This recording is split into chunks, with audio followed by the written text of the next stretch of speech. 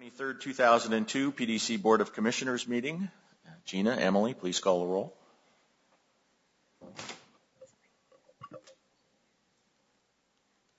Chair Andrews. Here. Commissioner Dixon. Absent. Commissioner Mollis. Here. Commissioner Strauss. Here. Commissioner Wilhoit. Absent. So Commissioner Dixon had a personal appointment this morning. She'll be joining us probably about 9 o'clock, and Commissioner Wilhoit will be calling in to participate in the action item to restate the intergovernmental agreement with the Office of Management and Finance for the Veterans Memorial Coliseum. As always, we talk a little bit about what's happened the last couple of weeks, and I'm happy to start. It was actually a pretty busy 2-week period. On the 25th, I attended the Ambassador Business Dinner, Award Dinner. That has grown in the last 4 years from maybe 80 people to over 400. Was really quite an event. I had a chance to sit next to the owner of Cascade Steel, who received the award, and was quite excited about it. Made presentations on the 26th to City Council on both our budget and the PSU district, which was successful in getting passed. Thanks for your help, particularly sitting on that committee and getting that done. That was a great job. Attended the annual Owami lunch, which is always a lot of fun, and then also made a presentation in front of the Portland Business Alliance Central City Committee on the Veterans Memorial Coliseum project, which we are going to be talking about later this morning.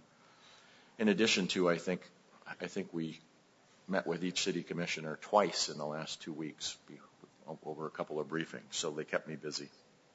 But it was a good busy. Steve, what's up?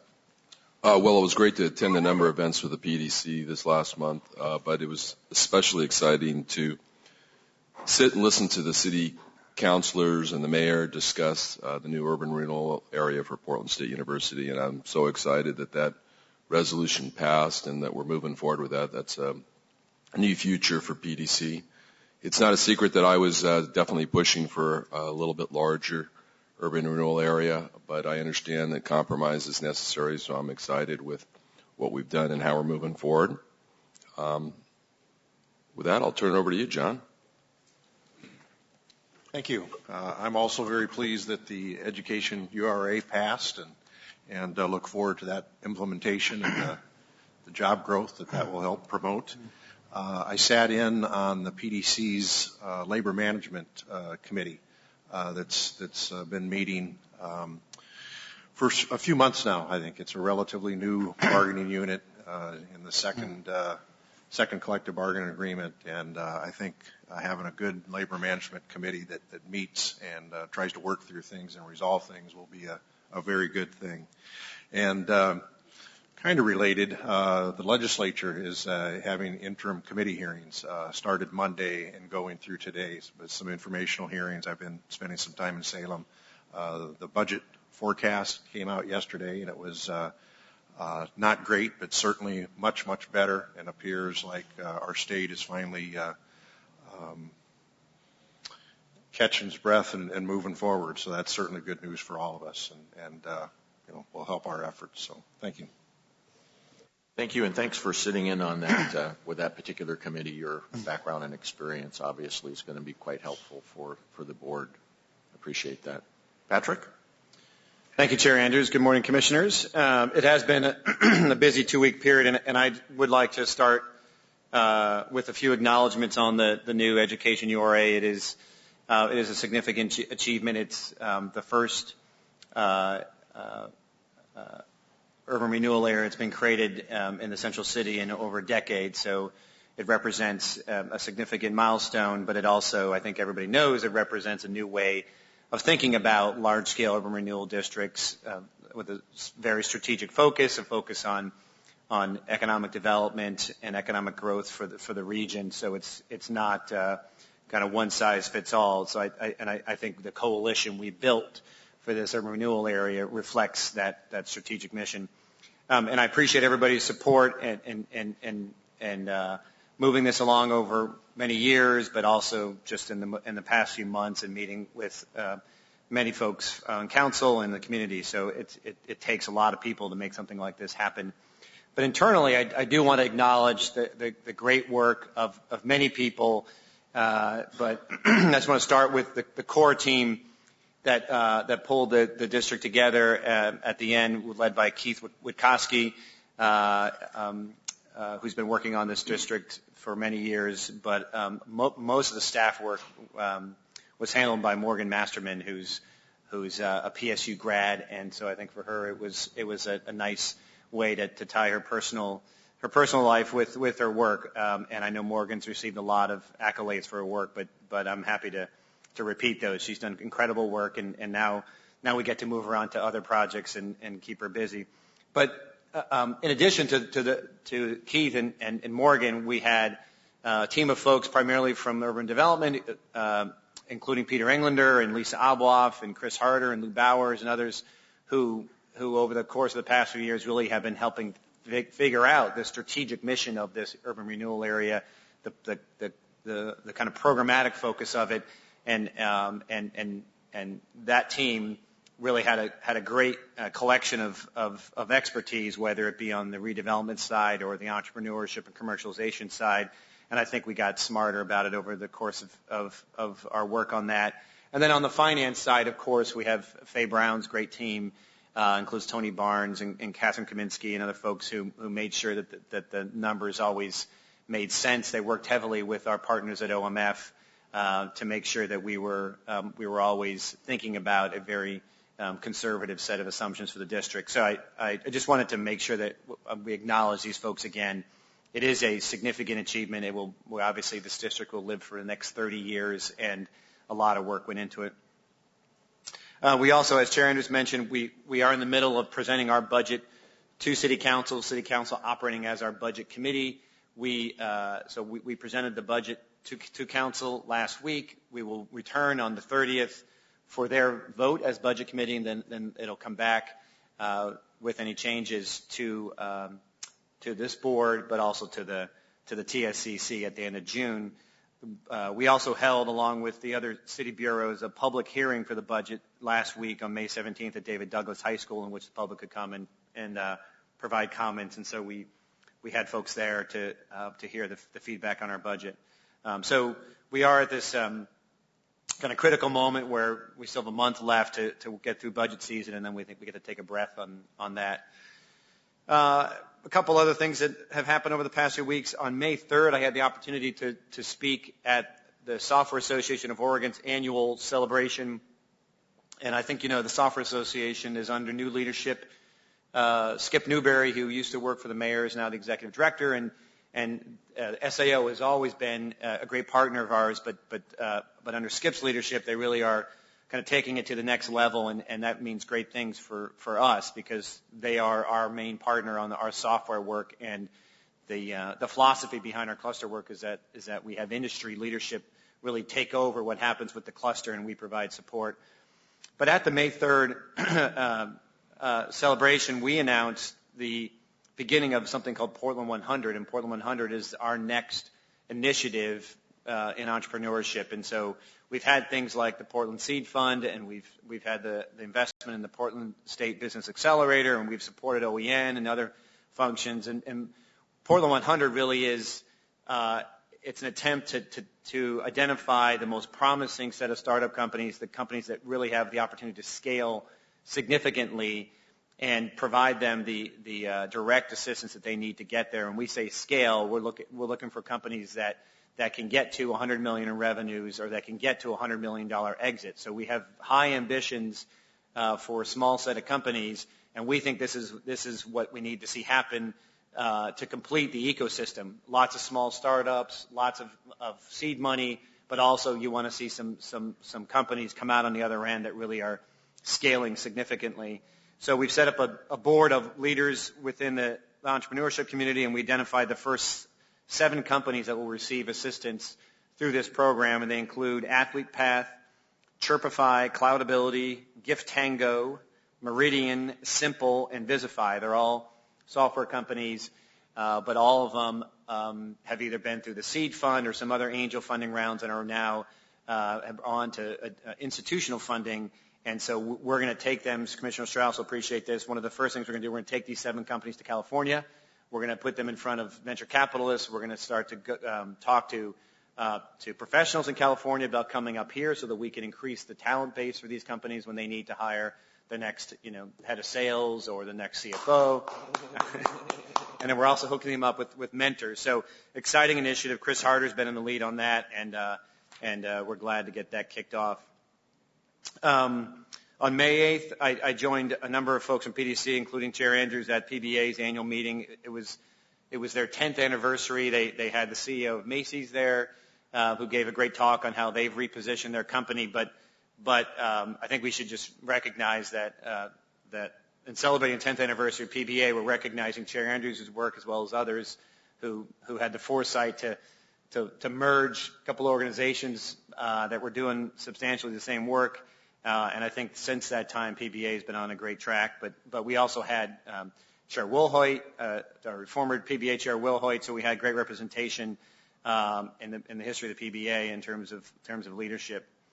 2 days later, I actually presented before PBA's Leadership Portland class. Leadership Portland is a program that PBA runs to cultivate the next generation of local leaders, and they pick a class of kind of young professionals, and then they kind of give them a kind of crash course in everything that's going on in Portland, particularly around civic life, and expose them to opportunities where they can get involved in being leaders. And so the class includes Scott's son, Paul Andrews, so among lots of other very promising individuals. And I had a chance to talk about the work we're doing.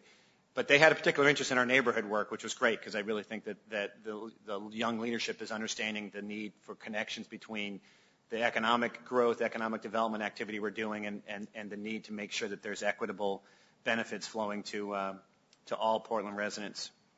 As Chair Andrews mentioned, we had the International Business Awards dinner, and I just want to list the companies that were honored so that we give them some recognition. The 5 companies that received awards were Intel. Intel is the primary driver of exports in our region by far, and any international conversation about our international business has to include Intel. Columbia Steel, as Chair Andrews mentioned, Chris King, they make precision bike parts, and they're becoming an international brand. People recognize Chris King for their high quality work with bike components. A relatively young company called Deck Monitoring. They provide monitoring systems for renewable energy systems. So companies that have wind farms or solar installations, this allows them to do remote monitoring of these installations and what's going on site there. And then the last company is a company it's ICTSI. They are a Philippine company that the port hired last year to manage T6, the Terminal 6. And they have taken over that facility and really become not just a great operator there, but a partner in the community.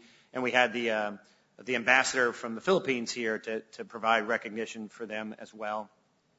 On May 14th, there was an announcement that Alaska Airlines was awarded one of the 4 open slots for Ronald Reagan Airport, which is the Washington National Airport, which provides the first direct service from Portland to Washington, D.C. We've had direct service to Dulles, but this provides us direct service straight into Washington.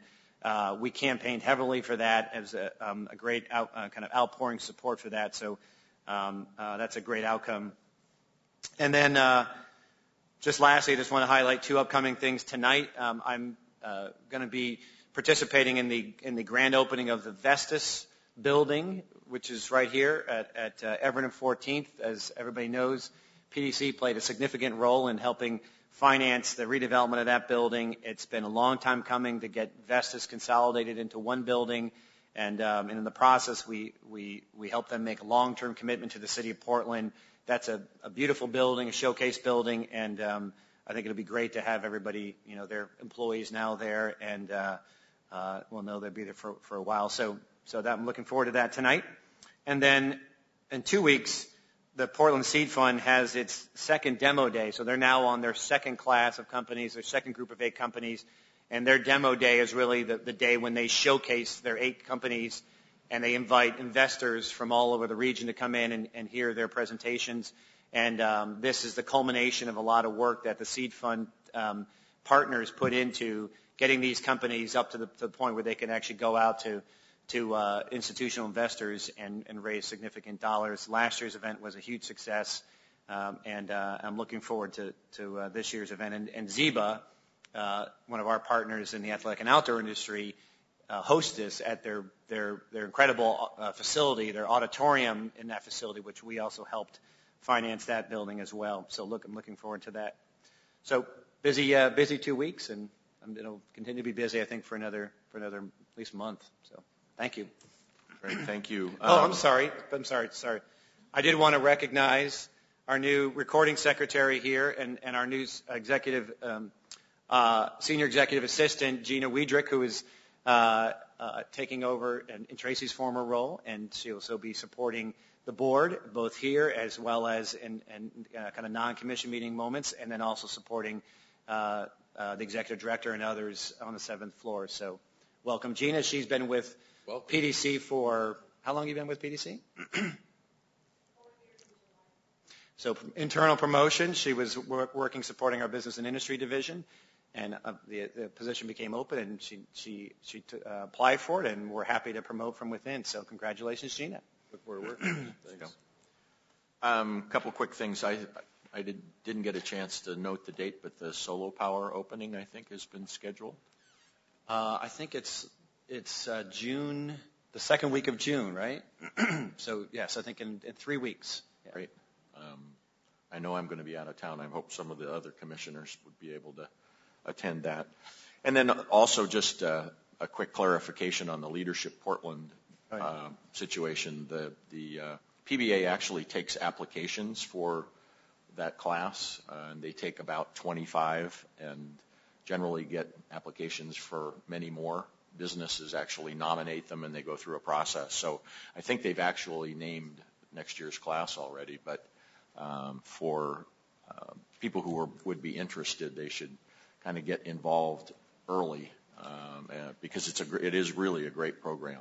The networking that goes on with these classes afterwards is pretty phenomenal. The Connector project that we've been involved with is an offshoot of one of those classes, so it's really a good program. And when we were in Cleveland a few weeks ago, they were showcasing their own Leadership Cleveland and saying, this is great, look what we do. And it was nice to know that we had the same thing going on here in Portland. They have the exact same ambitions about identifying a group of young leaders and putting them through a kind of a training program. So it was nice to see it's a best practice around the country.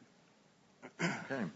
All right, next item is the approval of the meeting minutes of April 30, 2012. Commissioner Mullis caught one minor typo. Appreciate that. Could I get... I would move to approve the minutes of April 30, 2012. Second. Any further discussion, changes? All those in favor, aye? Aye. Aye. Opposed? Thank you. Next item is public comment for items not on the agenda. We don't have anybody signed up. Want to make sure there's no one in the audience. If not, what we're going to do is we're going to take a very short break here and get Commissioner Will Hoyt on the speakerphone. So we'll take a couple-minute break. Thank you.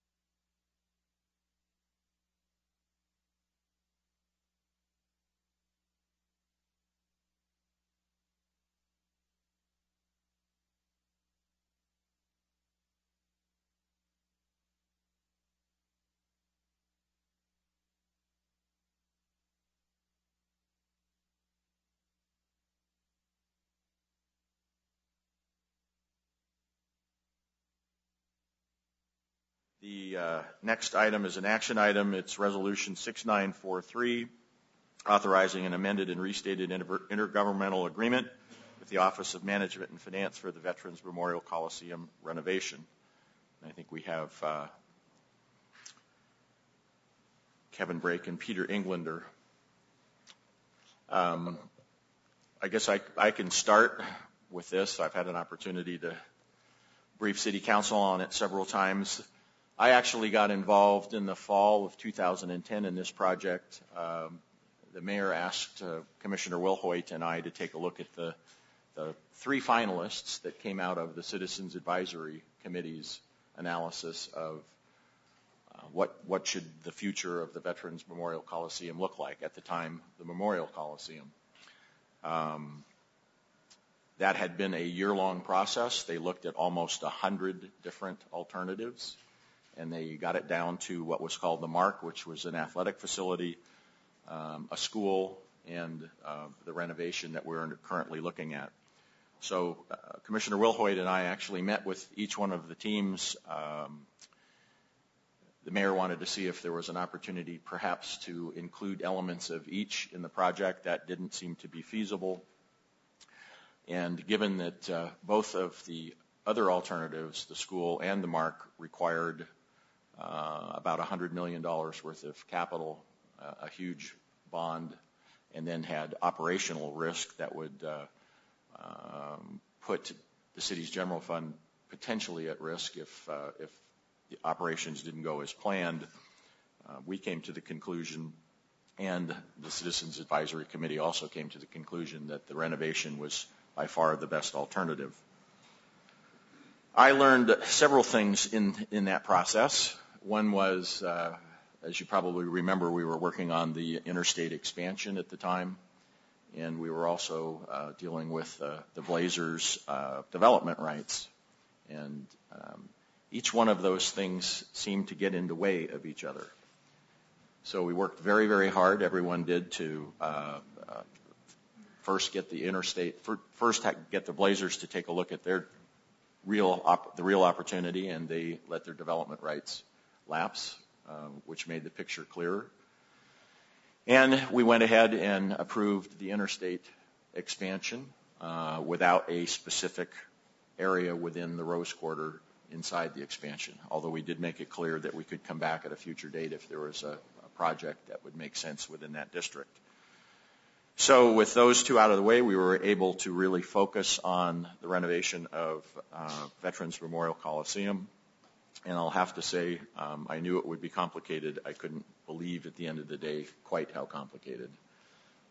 When you have an operating agreement, a license agreement, a tenant, two stadiums side by side, you're dealing with PDC, OMF.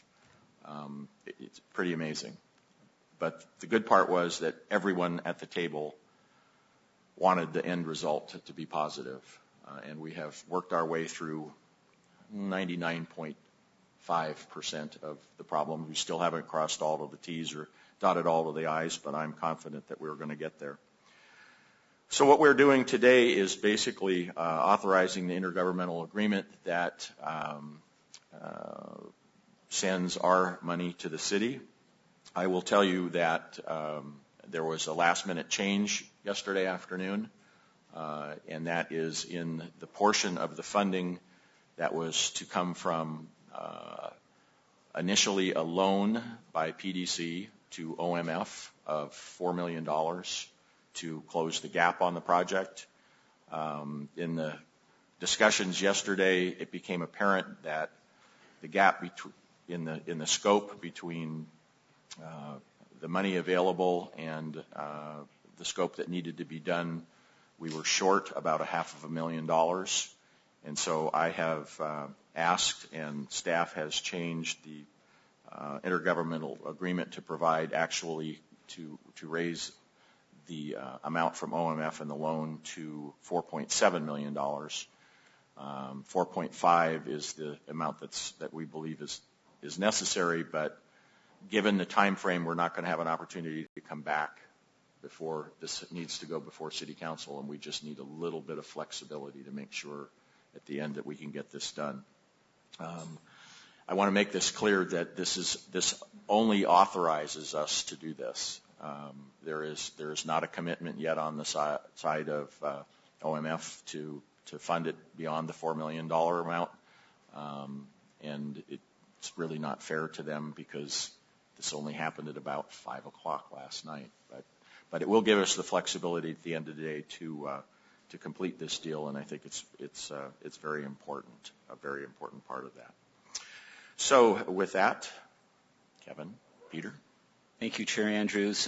Chair Andrews, members of the Commission, Executive Director Quinton, I'm Peter Englander. I'm the Central City Manager of the Portland Development Commission.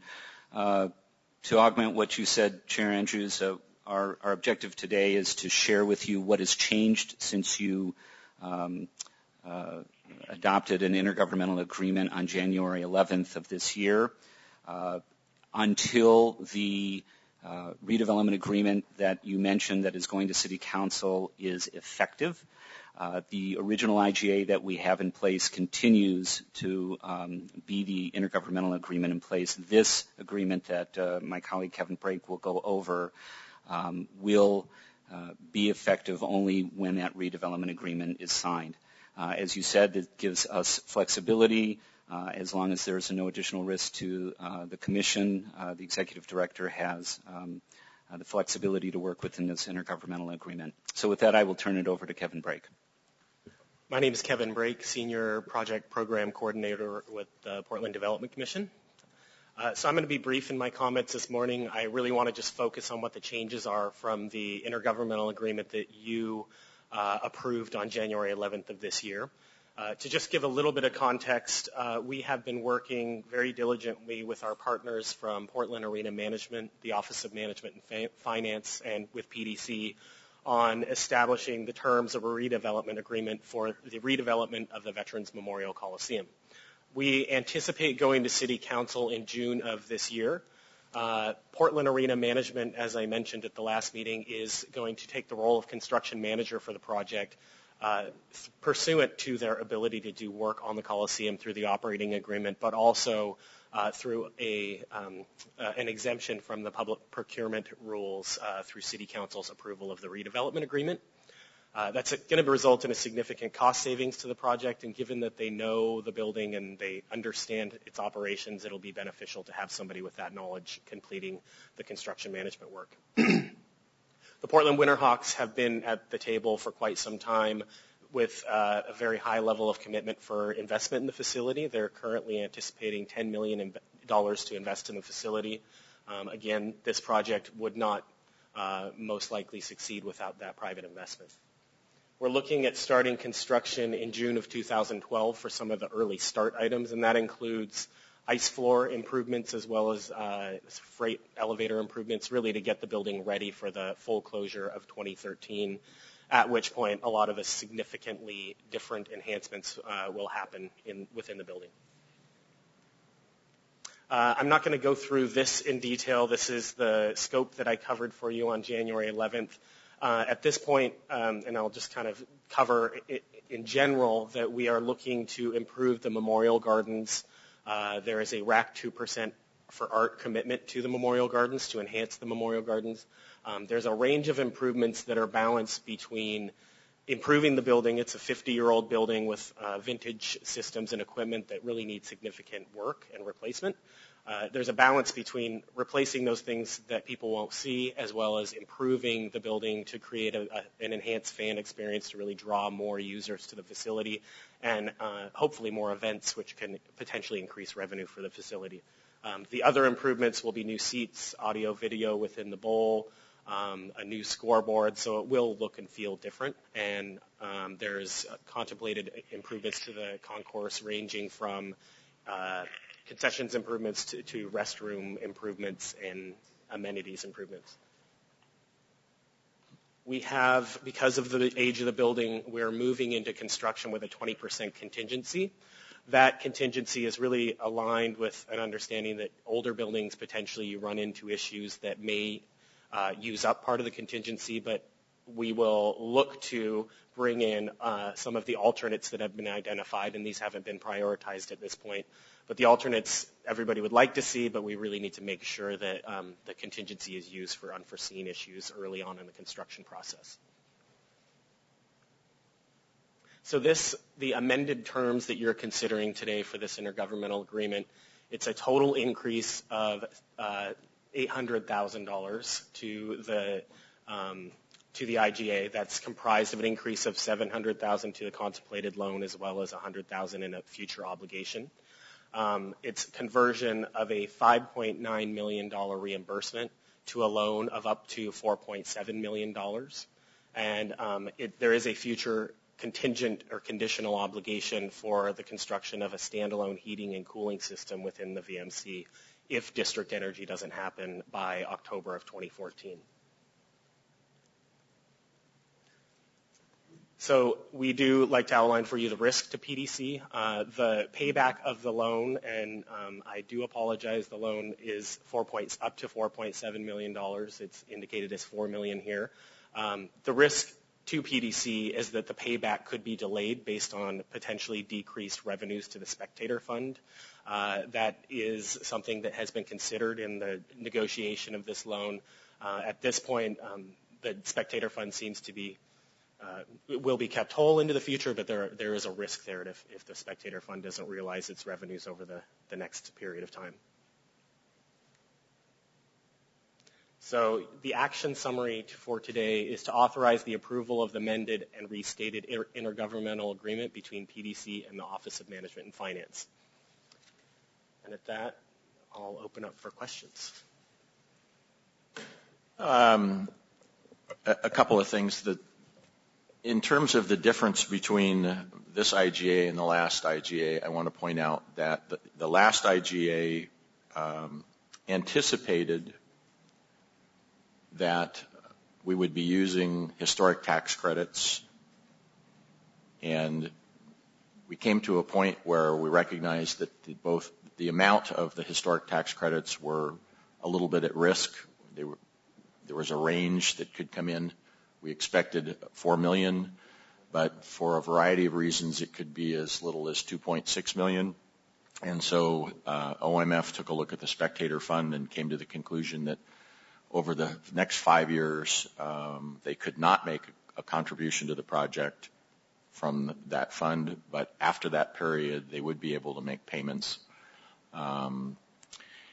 So we moved, since we were already going to provide a loan for the $4 million to the taxes, it's just a switch to OMF, and quite frankly, it's a better one from my standpoint because I know that the city will pay us.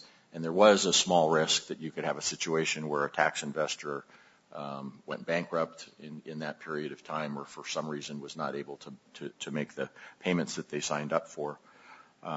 So I think that's a better resolution. The other piece was we did have in the last resolution was at $1.9 million set aside for the upfront costs that we were going to get back out of the revenues later on, and that $1.9 million was to pay for the ICE and the early things. And again, that had to do with the structure of the historic taxes, because to get the full credit for the historic taxes, we needed to have the project look as a whole, technical reasons. We no longer need to do that because we're looking at historic tax credits as an addition to this perhaps later on. So those are the major changes.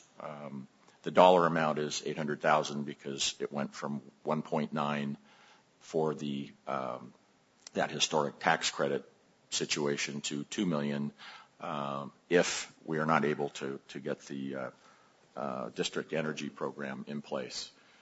There is about $1.9 million worth of equipment in the Veterans Memorial Coliseum that would need to be replaced if we can't get the district energy program off the ground. It is our intention and at a very high level to see that district energy happens, but there has to be an alternative if for some reason that doesn't happen.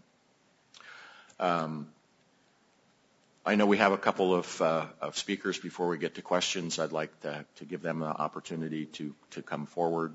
I think we have Chris Oxley from PAM, Doug Piper from the Winterhawks, and Sandra McDonough from the Portland Business Alliance.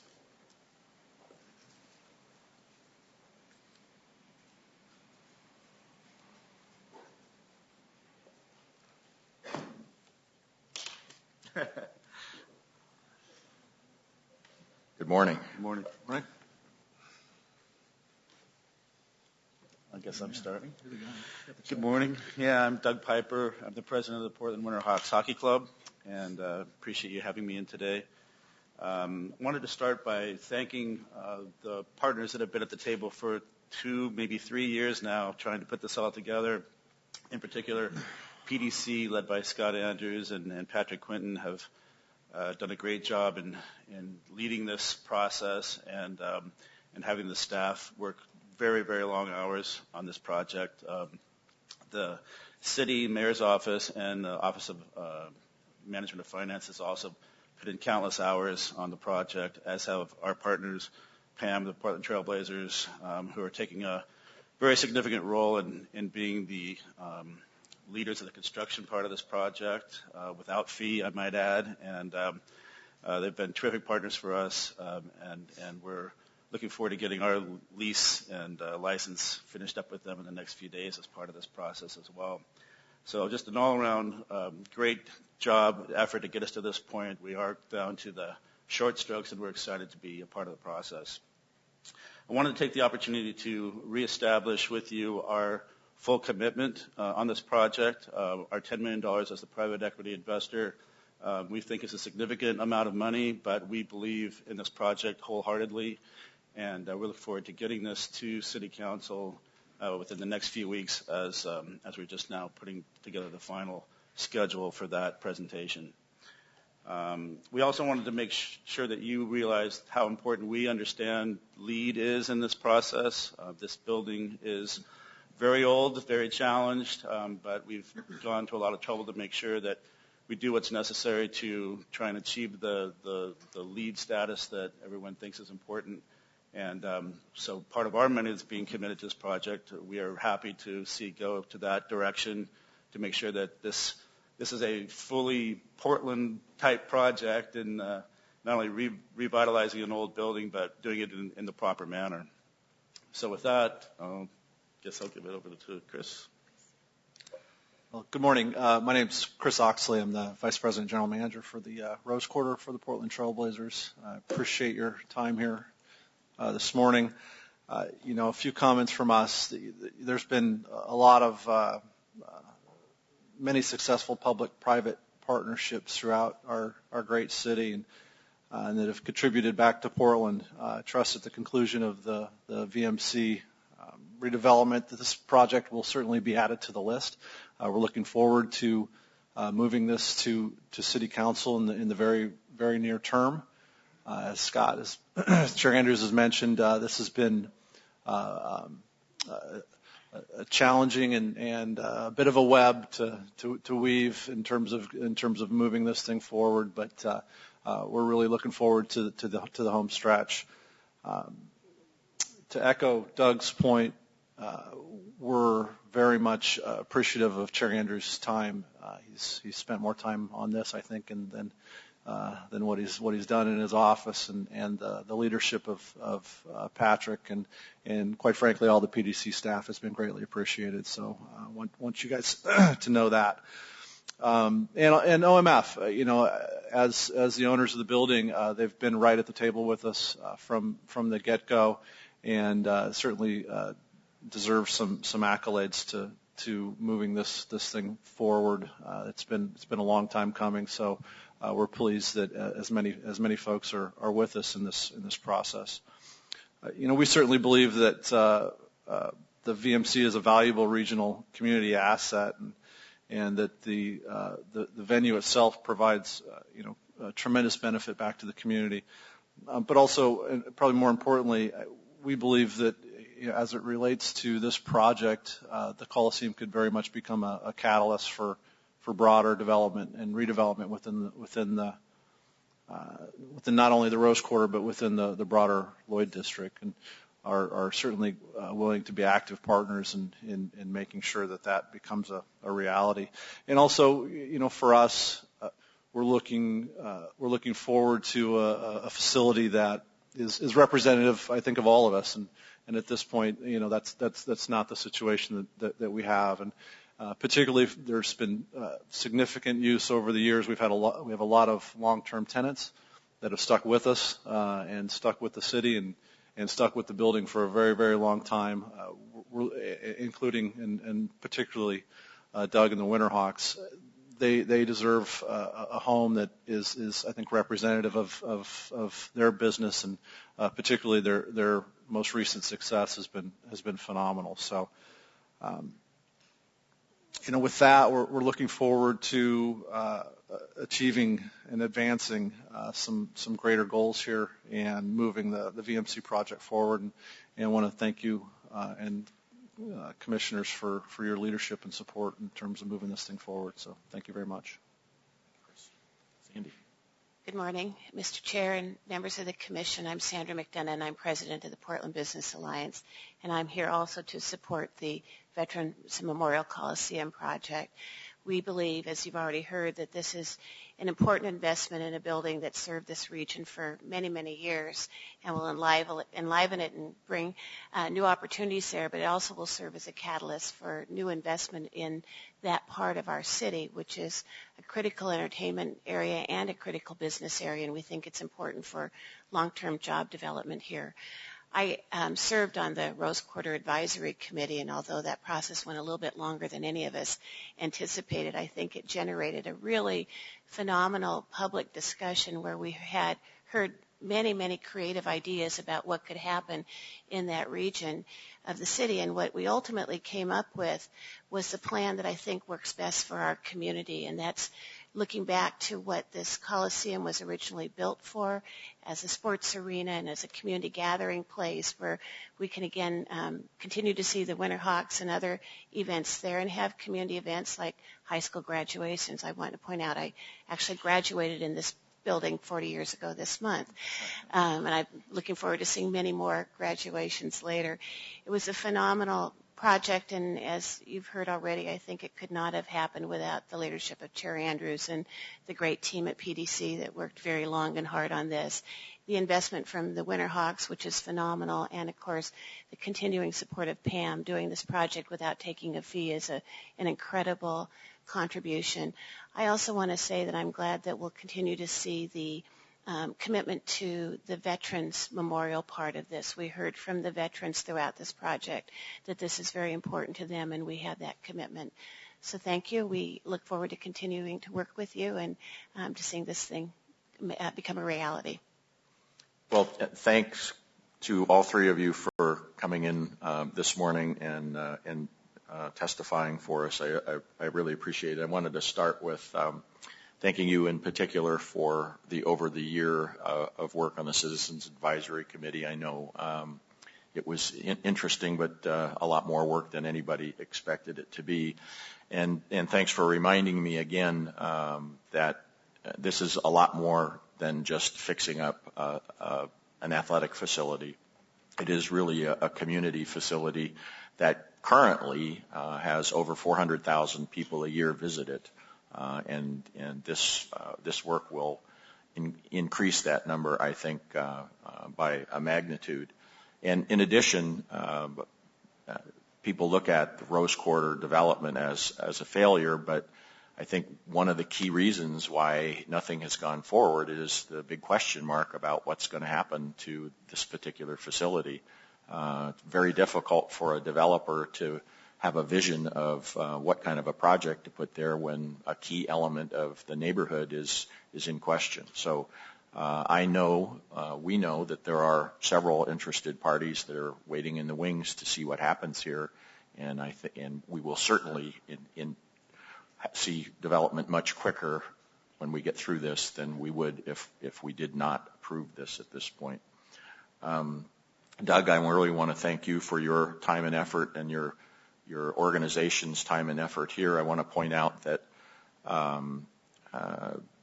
roughly $3 million of the $7 million, $10 million that is being contributed is really going to infrastructure, and we really appreciate that. But your help at the table, actually, you've helped make sure that this is more than just a renovation. You've helped make sure that the Coliseum will be a better facility for it, that the fans will have a better experience, and the community will have a much better place to go to for all of the events, not just Winterhawk events. And sometimes, especially when we get into projects like this and we've got limited budgets, we focus on the sticks and bricks and not on the enhancements. And you've been able to keep us focused on making that happen.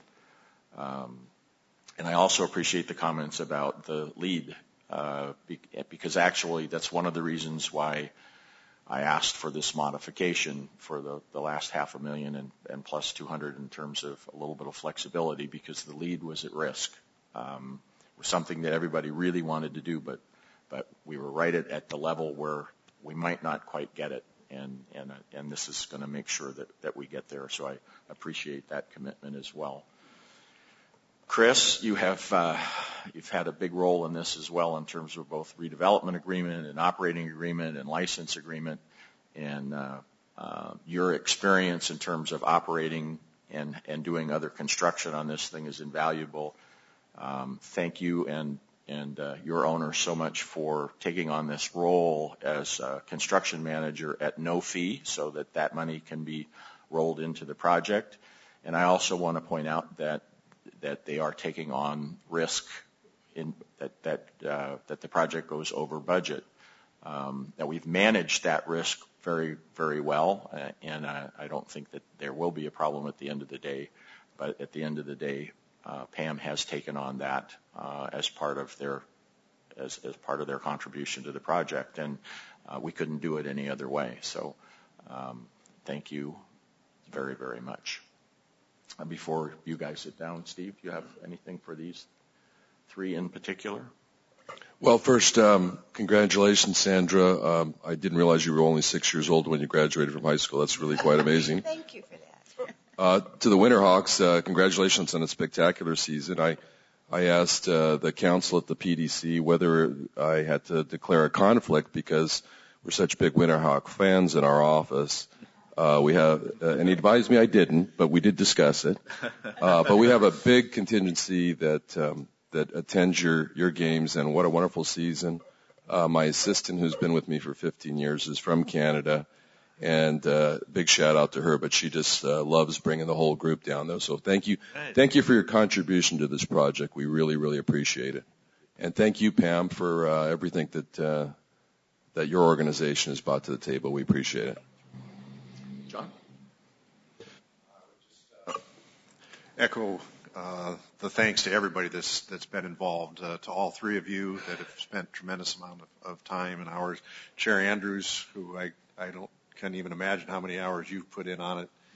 Legal counsel, the staffers that were at the table presenting earlier, and the staffers that weren't. I just want to thank everybody for all their hard work.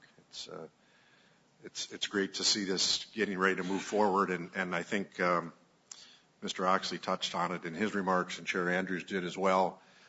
It's important to bring certainty to that area, and I think we're going to see other big, good things happen in that area once this project begins and is wrapped up. So thanks to everybody for all their hard work. Charles, you with us? Yes, I'm still here. I want to be very brief, but thank everyone, as John and Commissioner Strauss already have, for their participation, including yours in particular, Chair Andrews. I know you put in a significant amount of time, and people don't always see it, but we see it and we know it, and when a result like this comes in front of us, we definitely appreciate you more and more. I think this particular project, when we talk about public-private partnership, is a prime example. We have the Winterhawks, who had a wonderful and successful season, coming to the table with us to make an investment that's going to make sure we continue the viability of that asset for years to come. And it is a community asset owned by the city, and we have private investment at a very significant level, and that investment is very strategic, and that's really what our role is at PDC. I think both Chris and Sandy and Doug emphasized that this is a strategic investment that would hopefully stimulate greater investment in the Oregon Convention Center urban renewal area and the surrounding areas. But it's also an asset that the community is going to benefit from significantly. So just wanted to state that and to thank everyone for coming in and to thank Peter and Kevin for their role in this particular project. And to tell Sandy that it's always disappointing not to be in her presence, but I'll try to catch her next time. Thank you, Charles. Thank you. Kevin, Peter, do you want to come back to the table, please?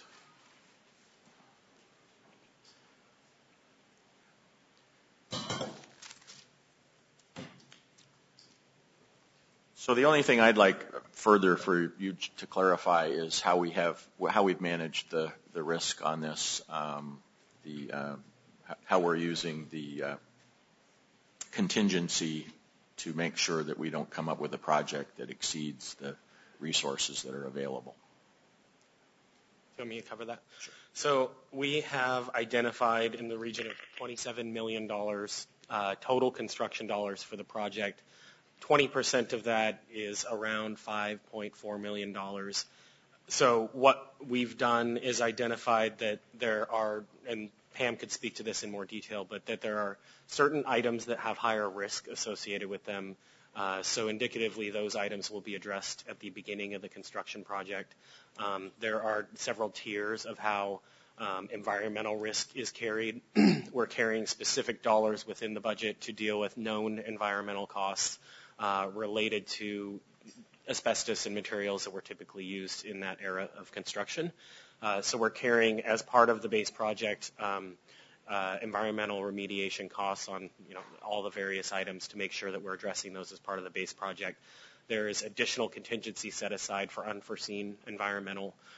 So we believe that we've addressed that sort of unforeseen, unknown risk within the context of the contingency that's available. And again, going into construction, 20% contingency is a pretty healthy contingency, but given the era of the building and the potential for unknowns, we all thought that was appropriate moving into the construction process.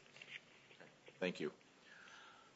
Anything else have we missed anything before I turn it over to? I don't think so. All right. I did want to, so I have updated the slide. I changed it this morning. So if you wanted to make sure we were very clear that the increase is $800,000 from the previous IGA, that the loan is up to $4.7 million, and I've made the amendments on the slide. So I just wanted to be clear that. And the cooling heating system is, we actually have it in two places in the budget at this point because we need to, but both won't happen. Hopefully the district energy will happen, and then this won't happen. Steve, questions, comments? Spectacular work. Very impressed. I went through the schematic design documents that you provided me, and I want to compliment the design team that's led by a local architectural firm, OPSIS. Very complete set of documents for schematic design. I was quite impressed. I was very nervous about having such a large deal hinge on schematic drawings, but these are very well prepared. I only have a few minor questions. First one is, who will pay the operating cost of the facility? So when you speak to operating costs, so Portland Arena Management. The energy cost, yeah. The energy cost for the facility will be paid through the operating agreement, which is held by Portland Arena Management. So commodity and O&M are the sort of two components that are related to the operating agreement. So that is part of Pam's responsibility. Excellent. Second question relates to the opportunities for philanthropy. Do we have a philanthropy program started? I think there's a number of portions of the Coliseum that people might want to contribute to in recognition, certainly recognition of the veterans, yep. In recognition of sports players that have been there, sports teams, sports companies. What's our progress in that? So we have been working very closely with the veterans community to outline what their goals are for the project. And as I stated before, the RAC 2% for art dollars are going into the memorial gardens. But we're also very intentionally designing a Memorial Gardens, the two lower level plazas, that is beyond the existing budget, so that we have an opportunity to do some fundraising moving forward this year and in the early part of next year, so that we can create a vision, get it out there for potential private donations. And we're working with the Winterhawks and our partners to establish a framework and a strategy for private donations potential related primarily to the Memorial Gardens.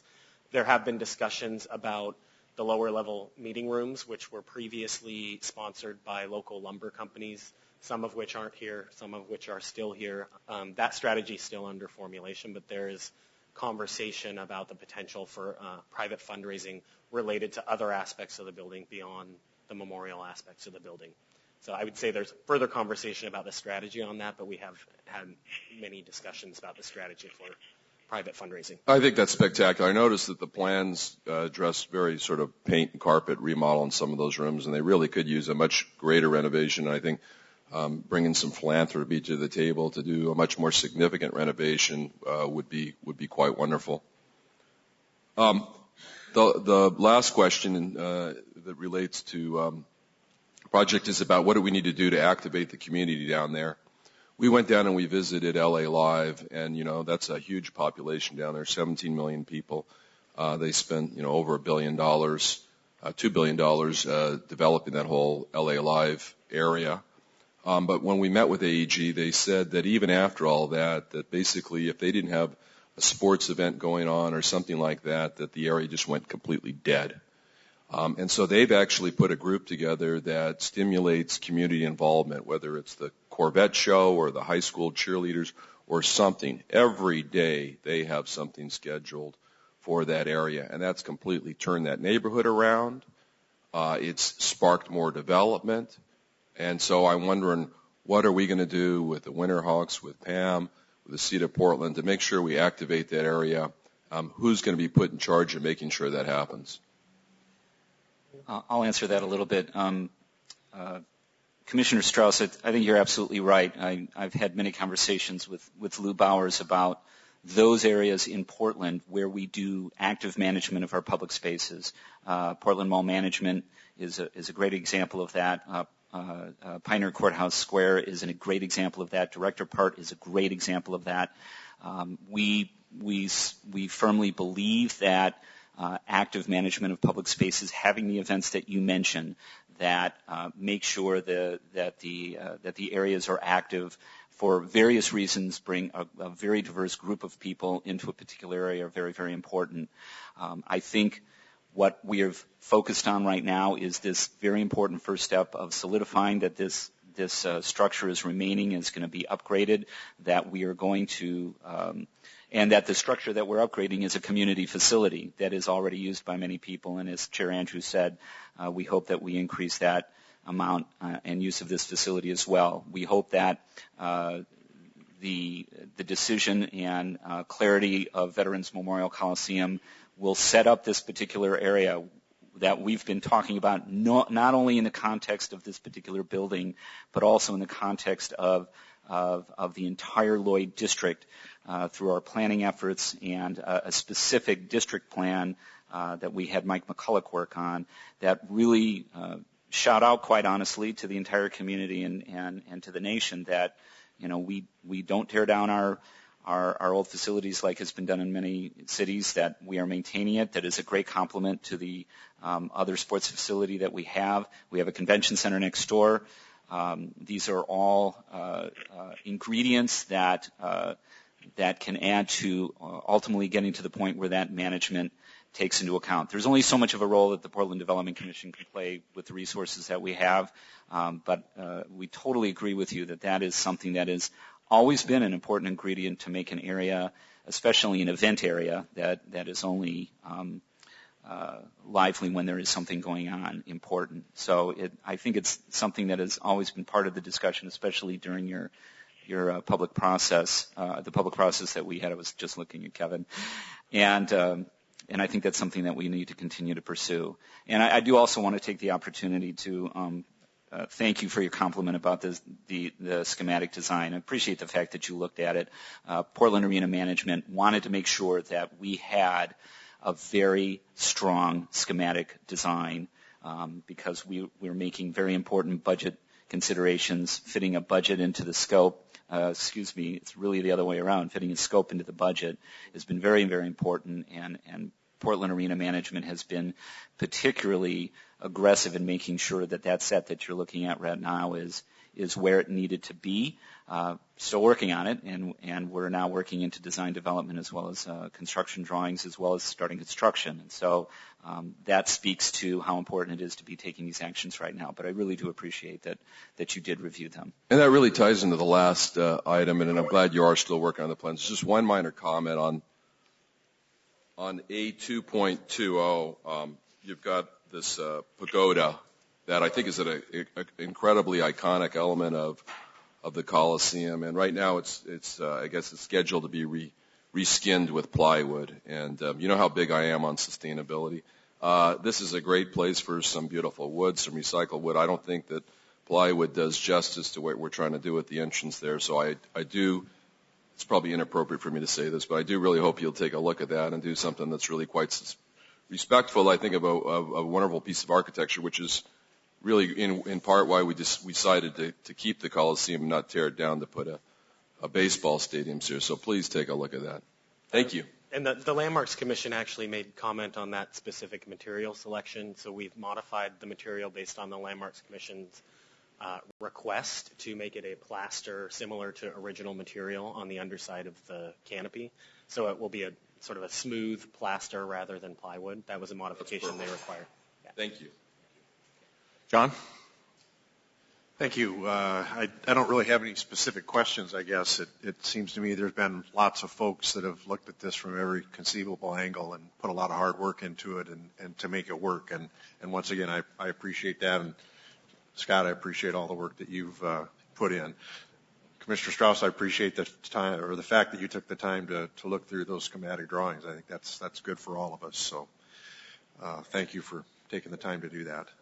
And I appreciate your comments and want to make sure that the focus going forward is to continue to explore ways to liven up that whole district on a consistent basis. So thank you. Thanks, John. Charles? I don't have any specific questions. Chair Andrews, Commissioner Strauss raised some very good points, and I think Kevin and Peter have done a wonderful job along with you of explaining the additional risk, and in my mind it's not even additional risk because of the fact that we're making a loan to OMF. I think the risk has actually been mitigated, as you stated, Chair Andrews, and in essence we're adding on to something we approved in January of 2012, and we're only adding on to the point of $800,000, and once again, this is an asset that the city owns that we're committed to, and that type of an additional or incremental investment is very insignificant in my mind relative to what we're trying to accomplish there. So I don't have any questions. I just appreciate the thoroughness of everyone's presentation and the comments. Thanks, Charles. So could I get a motion to approve Resolution 6943, authorizing an amended and restated intergovernmental agreement with the Office of Management and Finance for the Veterans Memorial Coliseum renovation? So moved. Second.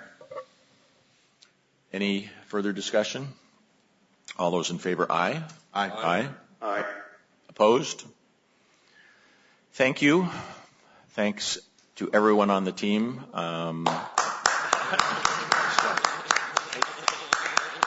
And I want to thank the folks that we didn't hear from today was OMF, who have also been at the table for months and months and months and have been a big part of putting this together. Appreciate all of the work that everyone's put into it. Thank you, Charles. You're excused. And you don't need me for the next item? No, we don't. Okay. Well, thank you very much. Thanks for everyone coming in. Take care. Thanks, Charles. So, been at this a little over an hour. Why don't we just take a 5-minute break? Okay.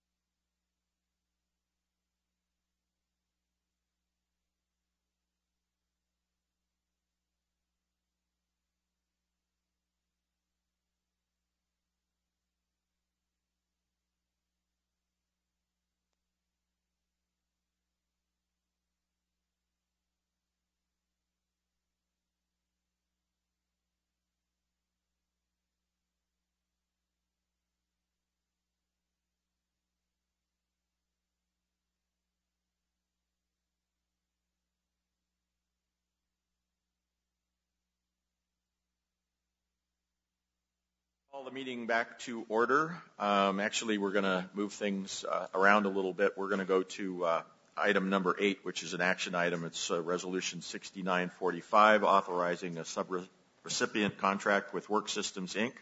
for up to $1.4 million to implement Economic Opportunity Initiative Youth Workforce Development Services during fiscal year 2012 and 13.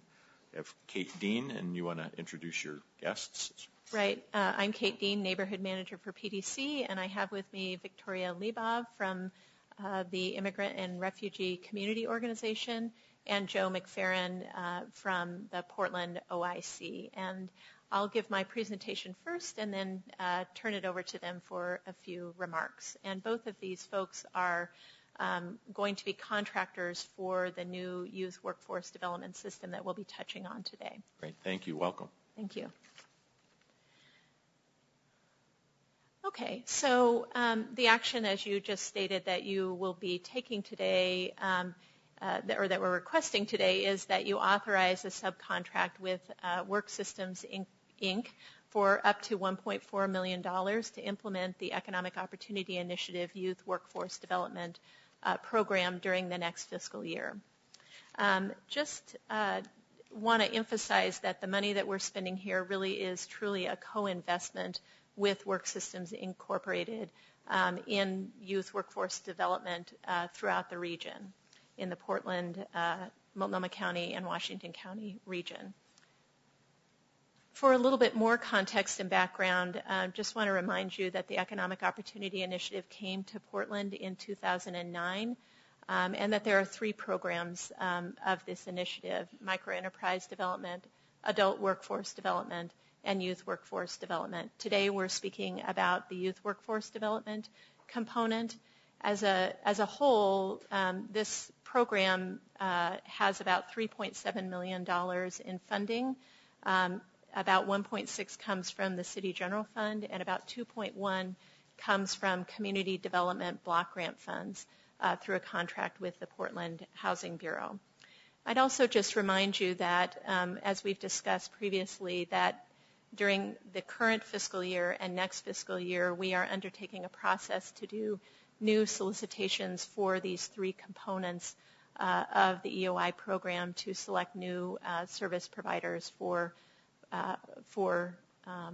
the individuals that are served. The goal of the Economic Opportunity Initiative is to raise the incomes of low-income Portlanders. And I would just want to give you, I guess I'll move on to the next slide and talk a little bit about how we came to this point in terms of a new youth workforce system and our alignment with Work Systems Incorporated. So about a year ago, it became clear to me and to Work Systems that we would be both issuing a request for proposal in the springtime for youth workforce development services. And at a minimum, we felt that that was going to be confusing to providers to be having to respond to two proposals, and that we should at least be talking about what those proposals would look like. And that really led to a discussion as to whether we knew we should at least discuss, and we wanted to know whether we should align our programs, our youth programs, so that they were informing one another, whether we should slightly kind of overlap and collaborate, or whether we should fully align. The short story is that we came to a decision that we should fully align. So we spent the summer really in negotiations with one another, figuring out how that alignment could occur and whether we should do the alignment. In the fall, we went to PDC leadership in the mayor's office and got their approval for that alignment.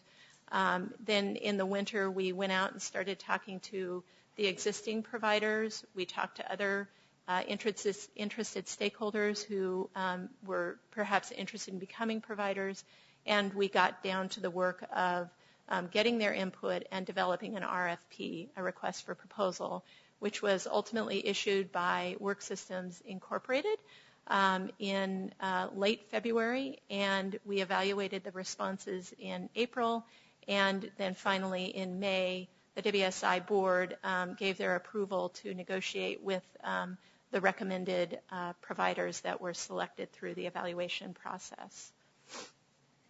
I want to take a moment also to acknowledge that this collaboration really was very staff intensive. Heather Ficht, who is the Youth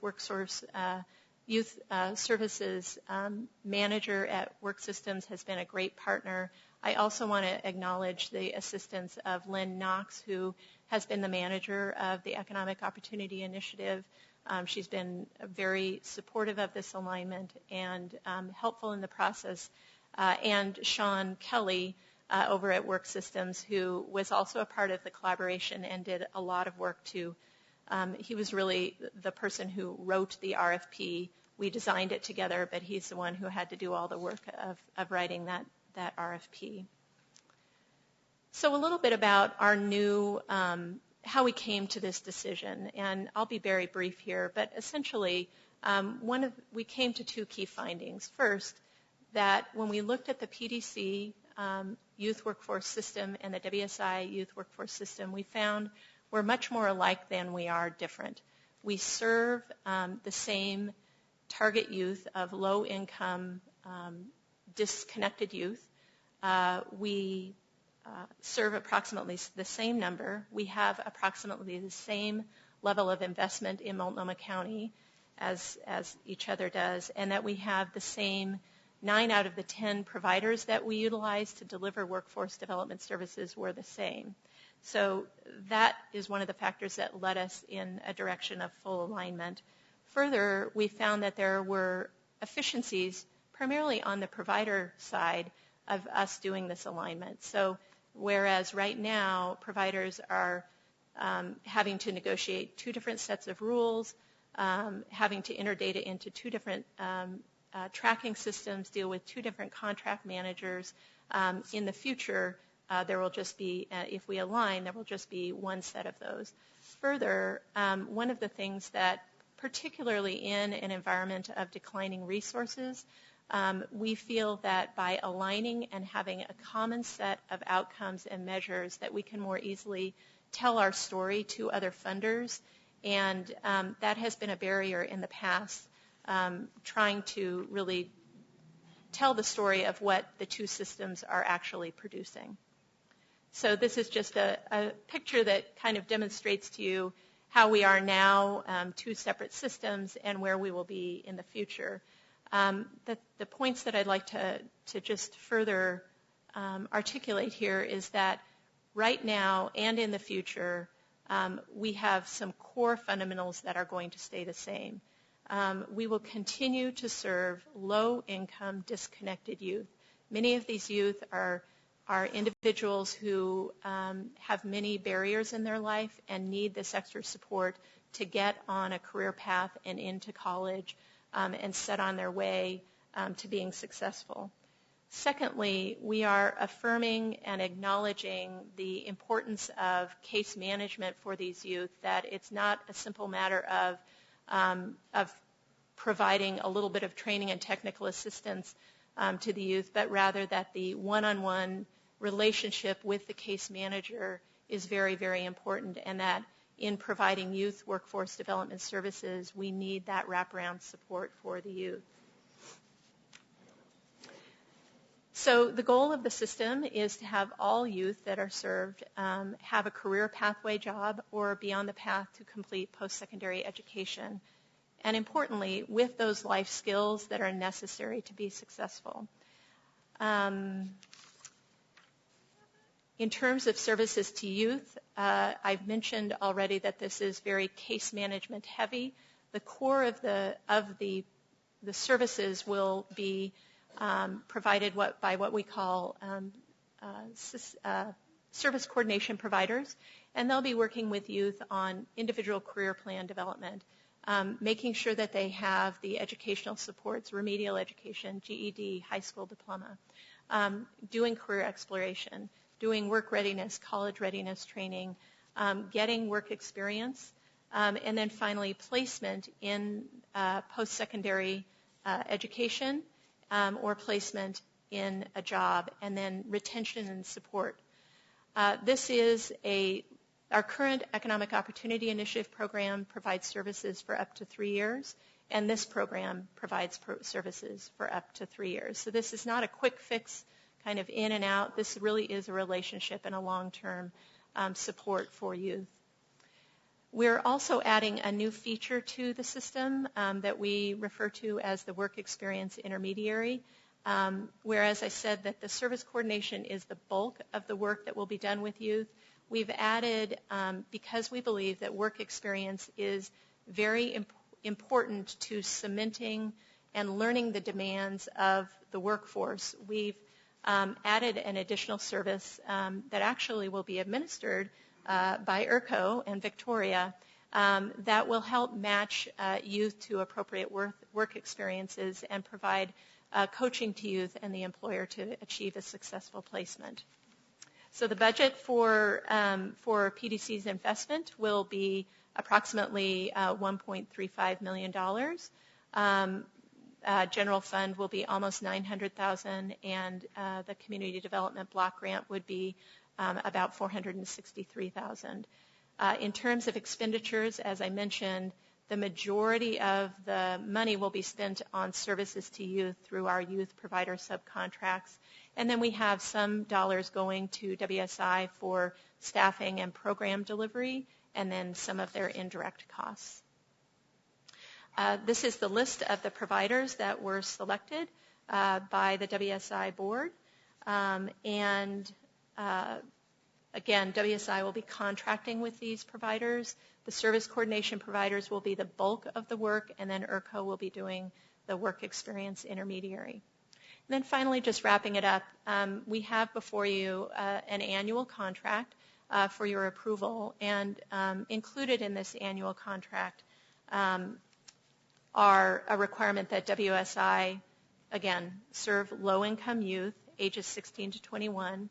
They need to adhere to the federal guidelines for the community development block grant money that we're giving them. They need to provide regular reporting on accomplishments and outcomes, and they need to continue to involve PDC in discussions about these new services. This is not us turning over the money and saying goodbye. This continues to be a partnership between work systems and PDC. We are really making a co-investment. We will continue to meet regularly with WSI as this program is implemented. So we're really entering a new kind of partnership with them. Finally, I'll just close by saying that by doing this alignment, we are really putting our money with work systems whose mission is solely focused around workforce development. It is their core competency. They are an experienced administrator of federal funding. Their budget last year had approximately $14 million worth of federal funds, and that's 90% of their budget. And while it's a different color of federal money and comes with different regulations, the point that I guess that I want to make to you is that they are experienced in administering complex federal regulations and navigating that and understanding the reporting requirements. Thank you very much, and I'd like to turn it over to Victoria, who will speak first. Thank you. Thank you. Good morning. My name is Victoria Liboff. I'm Employment Services Manager with IRCO, Immigrant and Refugee Community Organization. And there was a slide here, and I don't know if you noticed that it's now and future. And all the providers, except just one, are the same. So for us, workers, line staff, on a daily basis, we had youth in both programs. And let me take it from the youth perspective. I am a participant. I am enrolled in one program, and it's a good idea for me to be enrolled in the second one because I can leverage certain resources. Well, then, as a youth, I am filling out different forms, different expectations, different rules. I'm confused about my commitment. And basically, that made us look years ago into this because youth came and say, why? And we really couldn't explain why. And then when I got a phone call from both Heather and Kate that they are thinking about working on the new framework, on the system, my response was, finally. So that was my first word and the only word. And truly, I don't really think I need to add much to what's presented here. Again, I want to commend PDC and WSI and Kate and Heather and everybody who else, Lynn, who were involved. It was a lengthy process, and they came to each of us, and they listened, and we had concerns because it's a huge change, and they listened and they answered our questions, and we basically fully supporting this alignment. I think it's the best solution for our youth. And one quick point I want to bring in is we are all here members of the community. An alignment like this, putting resources together, benefits our youth, our future generation. They're going to reach their goals with our support, and we, with this effort, would be all proud of what they achieved. So I am very, very excited about this alignment, the way it was done, and I'm looking as a provider and a community member very much forward to continue this wonderful work with our youth. Thank you. Thank you. Joe. Good morning, Commissioners. Joe McFerrin, President and CEO of Portland OIC and the Rosemary Anderson High School. First of all, I'd like to say that I'm extremely excited about the alignment. It only makes sense. When this idea came up some time ago, I got to be honest, I didn't think it would happen. It's just a tough thing to do. I've seen other attempts and other systems to bring them together, and a lot of times politics and other issues get in the way. So I think this is a testament, this merger, this collaboration is a testament to the leadership of Work Systems and Andrew McGuff and then Kate over at PDC and their staff to pull this off and also include the voice of community-based organizations. So I wanted to say that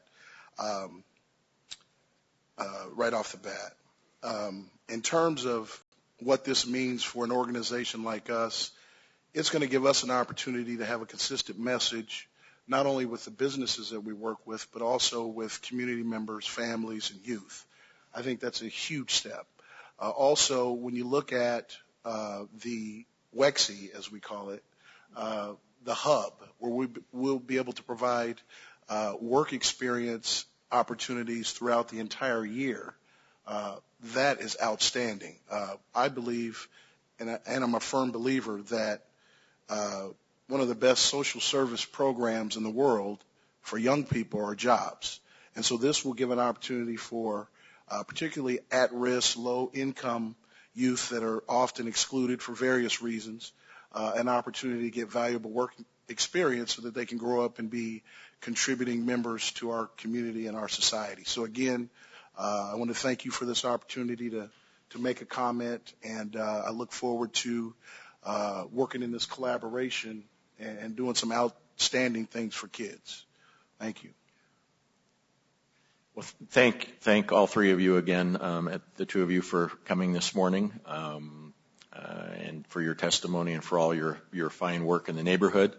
I would just remind the Commission, as Kate pointed out to begin with, this program came to PDC kind of as a part of the merger of the housing units. This was a Portland housing initiative, and it came to us, I think, because the mayor saw it as much of an economic development and workforce development piece as a social piece. And we've been thrilled to have it. We have been running the program exactly as the Portland Housing Bureau ran it for the last 3 years, and it was time for us to take a look at the program and a look at the providers. That's only appropriate, and that's what was done.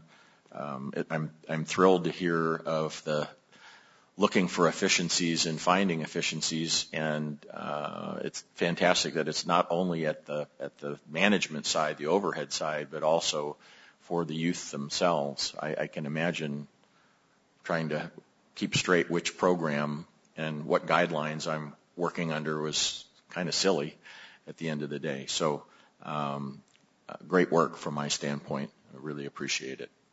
Start with John this time. Thank you. Thanks, Kate, for all the hard work you've put into it, and thank both of you for coming in this morning. Yeah, the alignment is great, and I didn't realize until you spoke to it that the kids were having to deal with this. I mean, so I'm glad that's been straightened out. It'll obviously save some money and be much more efficient. I spend a bit of my time on workforce development, and so I'm really pleased to see this, continue and move forward.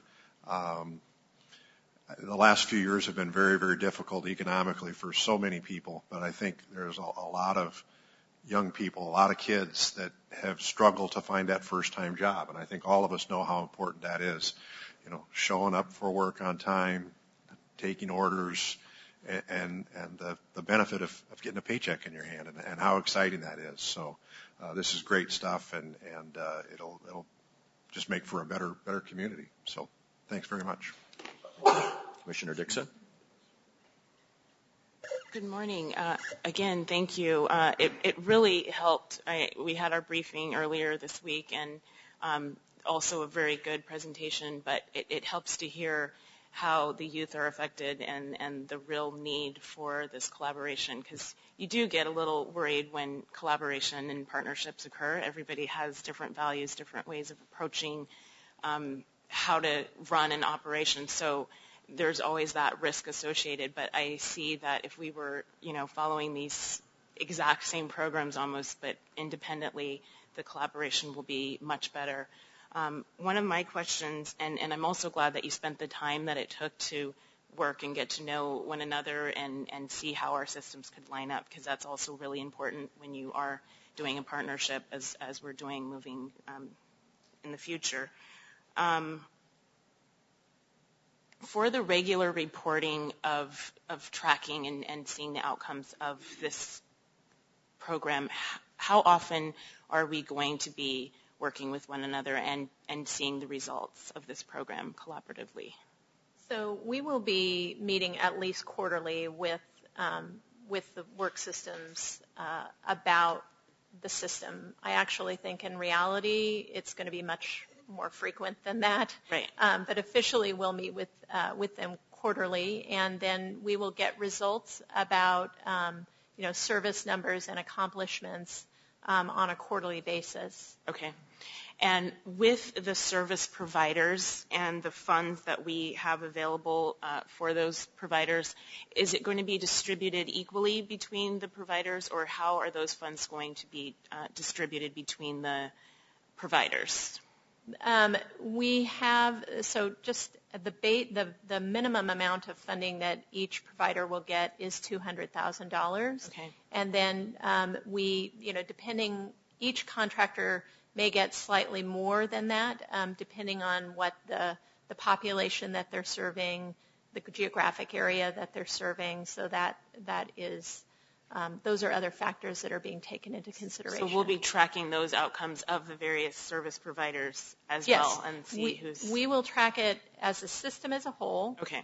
What's happening in the City of Portland, we can track it at an individual provider perspective. So WSI has a system, an information management system that all the providers are used to using. There are some amendments that are being made to that right now so that it accommodates the new system.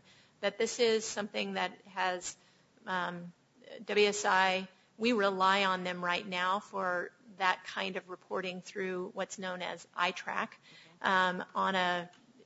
We contract with them for these services already through the Economic Opportunity Initiative, and so this is just taking that system, amending it to the new program, and it does allow us to do, any level of tracking that is desired. May I add something? Sure. Being a youth provider for years with WSI, not only is they good in monitoring our performance and outcomes, but they on a regular basis provide a good technical assistance for us through that. So my organization and I personally, and I think Joe will support me here, feel really supported in our work, and that's really helpful. Okay, wonderful. And for those service providers that maybe didn't, receive funding this year. Is it a year? Do we look at these every year or after the program's done every 3 years? I believe we've, I'm going to look to Heather here. These will be in place for 3 to 5 years, and then we'll do a new solicitation. Okay, fantastic. Well, wonderful work. I know you guys have spent a lot of time collaborating and working, and there's so much that you have to do behind the scenes. Just thank you for all of your hard work. I think this will be a fantastic program, and we look forward to hearing some positive outcomes because it's important. The ultimate objective is for our youth, and it's a really important initiative. Commissioner Strauss? Commissioner Dixon, those are spectacular questions.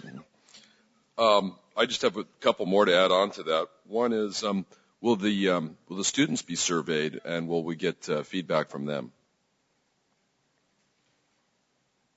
Yeah, we will be. I think all of the providers do some level of customer service satisfaction. It's something that we have not explicitly talked about. It is something that we do regularly through the Economic Opportunity Initiative, and I imagine that it is something that we'll want to do holistically with all the providers. We want to ensure that the youth that are being served are finding value in their services. So I think that while it's something that we haven't discussed, I think it's something that's easily incorporated into the program.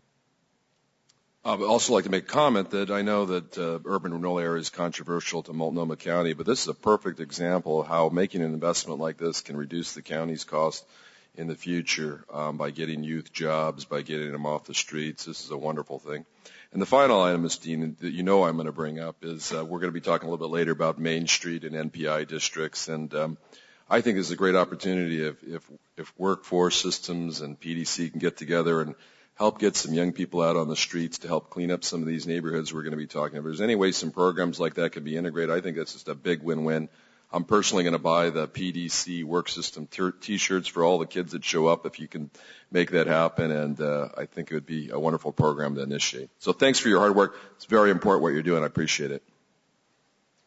Great, thank you.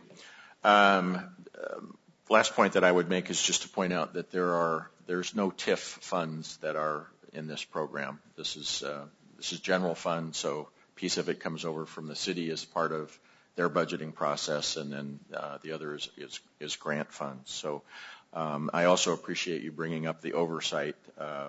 We have heard some concerns about that, and of course, in the audit of the program, another program we were admonished for not having enough oversight. So it seems like we can't have enough as far as that goes.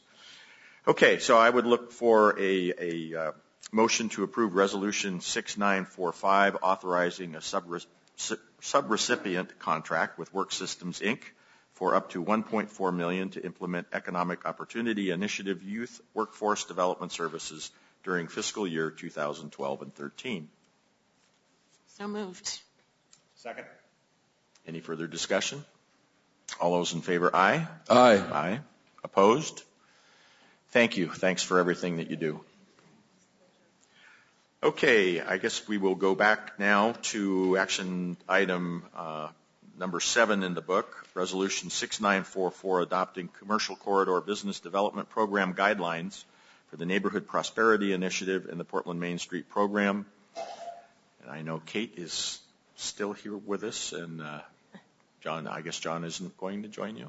John is at the mayor's office, so I'm flying solo on this one. But I think if he were here, he would introduce the subject by just acknowledging that the item that you're about to hear about is really fundamental to both our citywide economic development strategy and neighborhood economic development strategy, and that this is really an example of probably a premier example of how we are implementing our neighborhood economic development strategy. So the action that you're being asked to take today is to adopt guidelines for a single set of guidelines that will guide the Neighborhood Prosperity Initiative and Main Street programs. Adoption will allow us to begin administering the Neighborhood Prosperity Initiative districts It will allow us to continue to administer our Main Street districts, and it will offer a common set of grants to districts in either program. So just a little bit about these two programs and the one set of guidelines that we have here. You might remember that we established the Portland Main Street program in 2010 with the selection of 3 districts, and that we just recently established the Neighborhood Prosperity Initiative districts in April with the adoption of the urban renewal areas. And starting in July, we hope to begin really getting those organizations up and off the ground. I just want to point out that both of these programs are built on a community-driven self-help model. The organizations that we'll be working with have organized themselves. They have set out their own goals for themselves around their commercial corridor.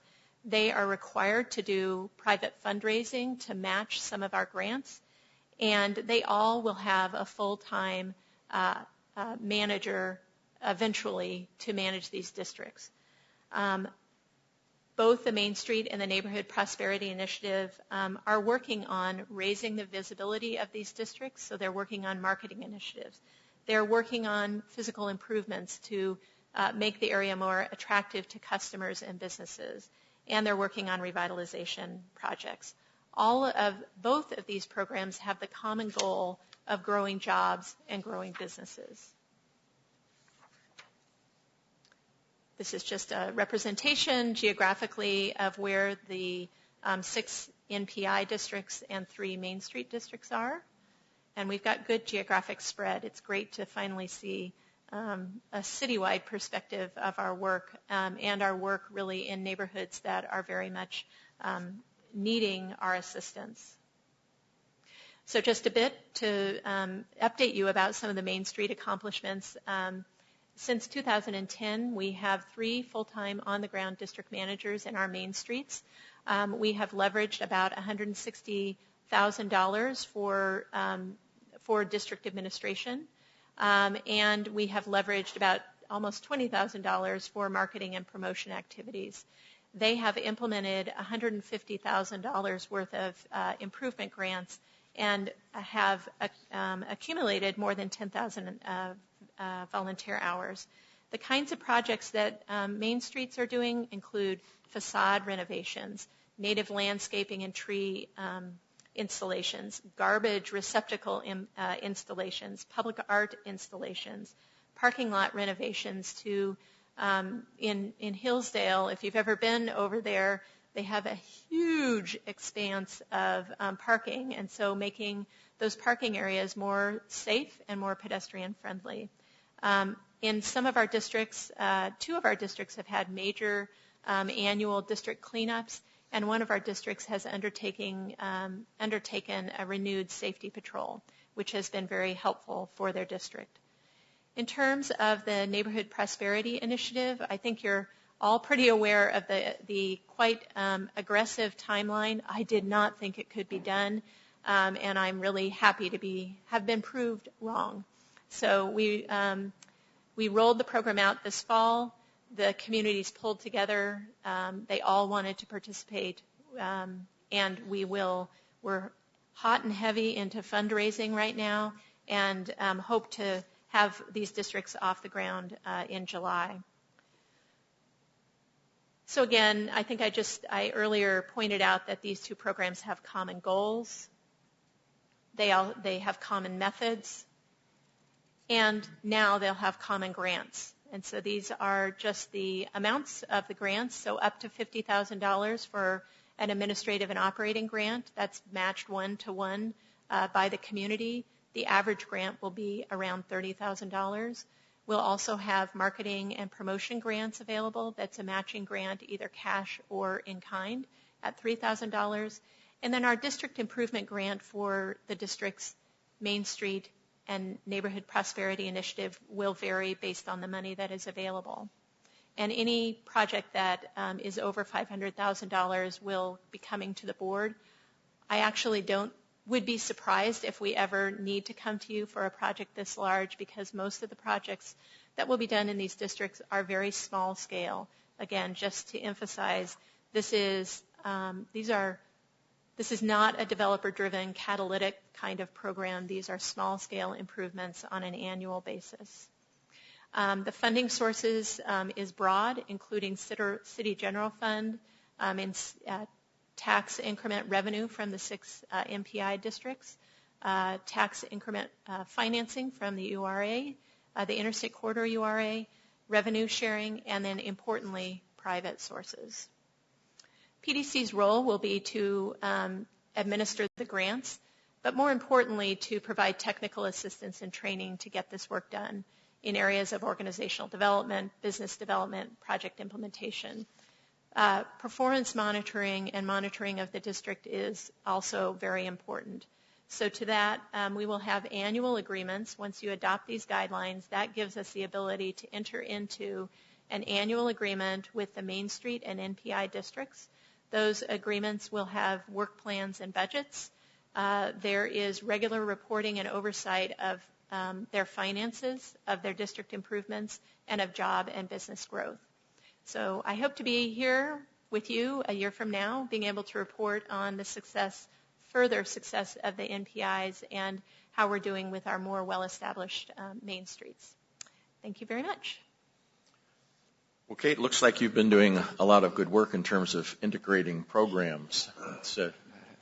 It's like being on a different track, but it's the same theme as the last presentation, and it certainly only makes sense that people in the Main Street program and people with these neighborhood initiative programs are looking at.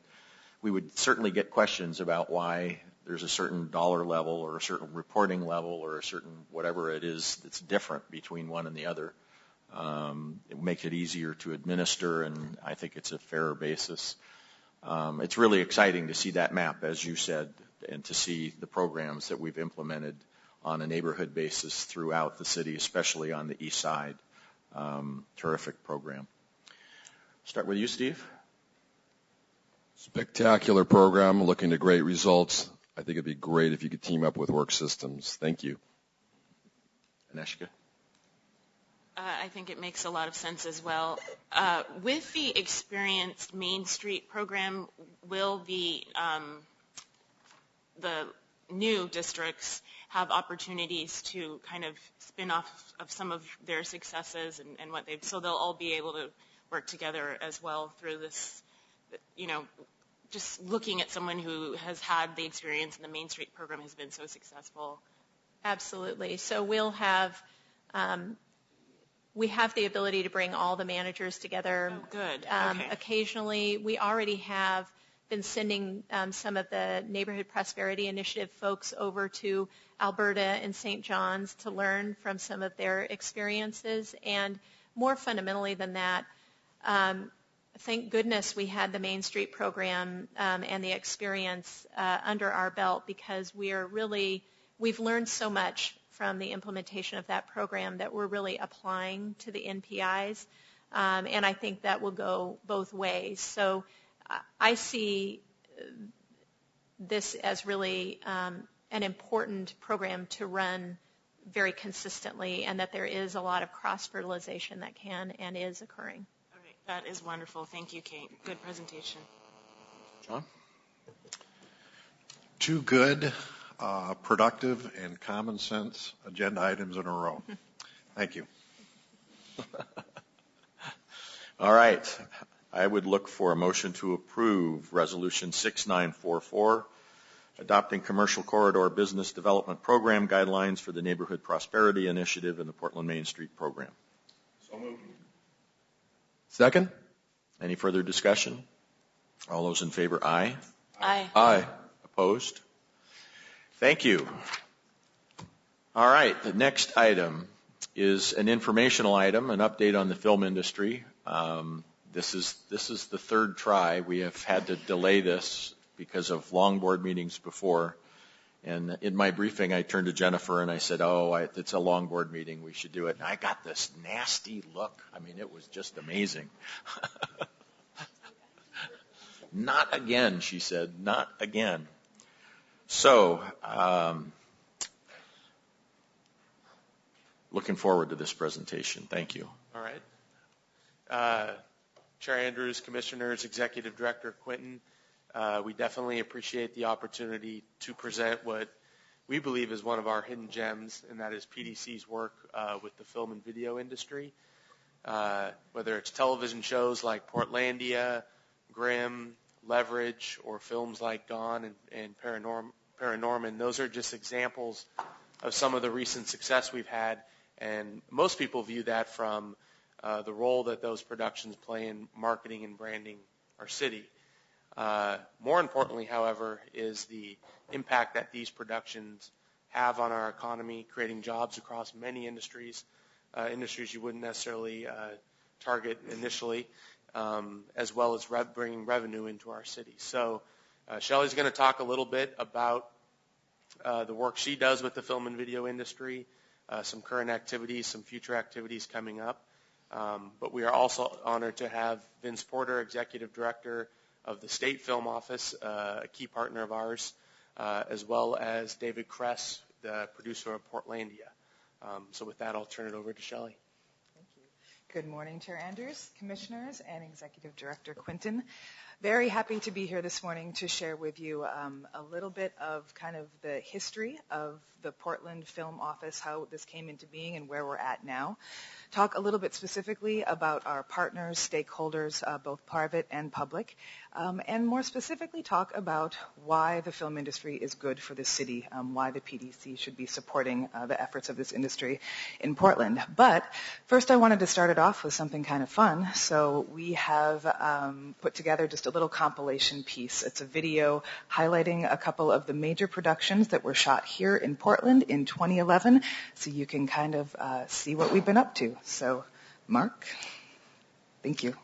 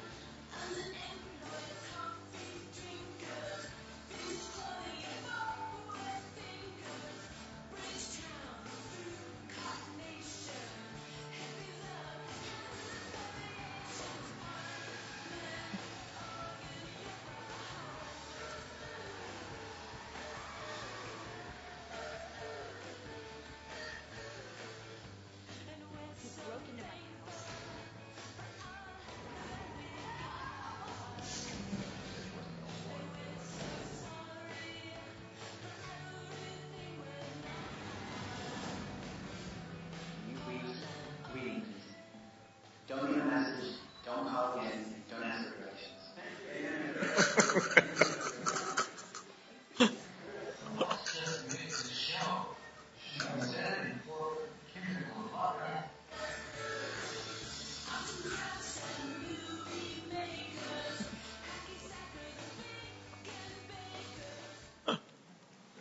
Thanks, Mark. And we can get the PowerPoint pulled up too. So hope you enjoyed that little glimpse of what's been going on in Portland. I want to start by backing it up a little bit and talking about how the city historically has supported the film and television industry. This particular position, the Portland Film Liaison, began in Mayor Tom Potter's office in 2005, and it started as a way to make the city more film friendly by providing sort of a concierge service to assist in permitting and procedural sorts of things for when folks wanted to come to Portland to film. We had a city resource there ready and dedicated to help them. Fast forward to today, and the Portland Film Liaison now exists at the Portland Development Commission. I am Shelley Midtune, the Portland Film Liaison, and I manage the Portland Film Office. And the Portland Film Office is a collaborative effort between the Portland Development Commission, the Mayor's Office, many city bureaus, and public and private stakeholders. The 2011 was actually the biggest year that we have had so far in film and television. Vince Porter has been kind enough to give us some numbers from the State Film Office, so I can share with you this morning that there was more than $120 million in direct spend from this industry into the state of Oregon in 2011. And so with the continued support from city, state, regional, public, and private partners, we hope that this continues to grow in the future. So I wanted to start by talking a bit more about who these various partners are. First, talking about the film industry. Just for ease of discussion, I've broken it into small productions, large productions, and local productions. To give you an example of the kinds of small productions that film here, we have music videos, commercials, M&M's, Kawasaki, Ninja, Nikon, just to name a few that have shot here this year. We have award-winning documentaries like How to Die in Oregon, small independent films such as the currently playing Blue Light Jazz. In addition, we have larger productions, those that you might recognize, Gone, Portlandia, Grimm, TNT's Leverage, big productions that film for much longer than the smaller productions, employ much larger crews, and bring a significant source of income to the areas in which they film. And finally, local productions. We have a really thriving local production community here. Companies like Leica Animation Studio, Sandy Montana, At Large Films, Limbo Films, Food Chain Films. There are many different companies that work here every day in Portland doing television, commercial, web, animation, all sorts of production that adds to our local economy. Talk next about our industry stakeholders. One sitting next to me right now, we work in conjunction with the State Film Office, Vince Porter and his team. Also work with the Oregon Media Production Association, which is the industry's organization to support and grow what's happening here in film in Portland. We work with various unions and educational institutions, as well as other organizations like the Northwest Film Center and the Hollywood Theater that provide a really valuable bond to our community. Now, our public sector partners are many and varied, and I thought that to talk about them, I would just give you an example of one car commercial. I ended up collaborating with many, many partners to get this car commercial done. Just wanted to give you an idea of what can go into filming one production that only lasted a couple of days. We coordinated with the Portland Bureau of Transportation to reserve parking and close roadways, Portland Parks and Recreation because there was filming in public parks, the PDC allowed us to park production vehicles in one of their lots. City arborists were involved because we were actually hanging some rainmakers from trees in Ladd's Addition, so the arborists needed to make sure that we were taking care of our natural resources. Got the Portland Water Bureau and the Bureau of Environmental Services involved because when you make fake rain come from the trees and it goes down into the streets, everyone wants to know that that's a safe thing to do. Portland Police helped us direct traffic. TriMet needed to be partnered with us in order to do a little bit of bus rerouting and make sure that everyone on those routes stayed on time to where they were going. The Noise Variance Office was involved because there was filming into the evening and wanted to make sure that the community was properly prepared and informed. And streetlights and traffic signals were manipulated to do some driving sequences. So we needed to coordinate with various people in the Bureau of Transportation to get that done. And finally communicated with Multnomah County because the car drove across a couple of bridges. So that gives you an example of the very vast collaboration that happens between Mayor's Office, PDC, and city and other regional agencies. And finally, we are out there in our neighborhoods.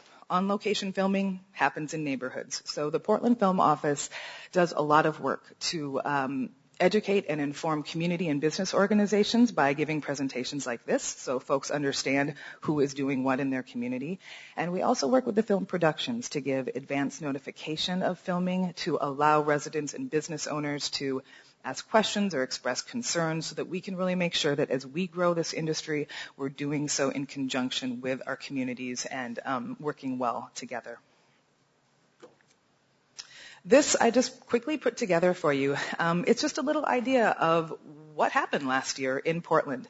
This is a tool that we developed here at PDC this year with our IT department. It's a GIS map that allows us to input all of the permits issued and then make handy little maps like this so we can see the kind of work, we can get some numbers, we can present some nice visuals for all of the film industry work that's happening here in the Portland metro region.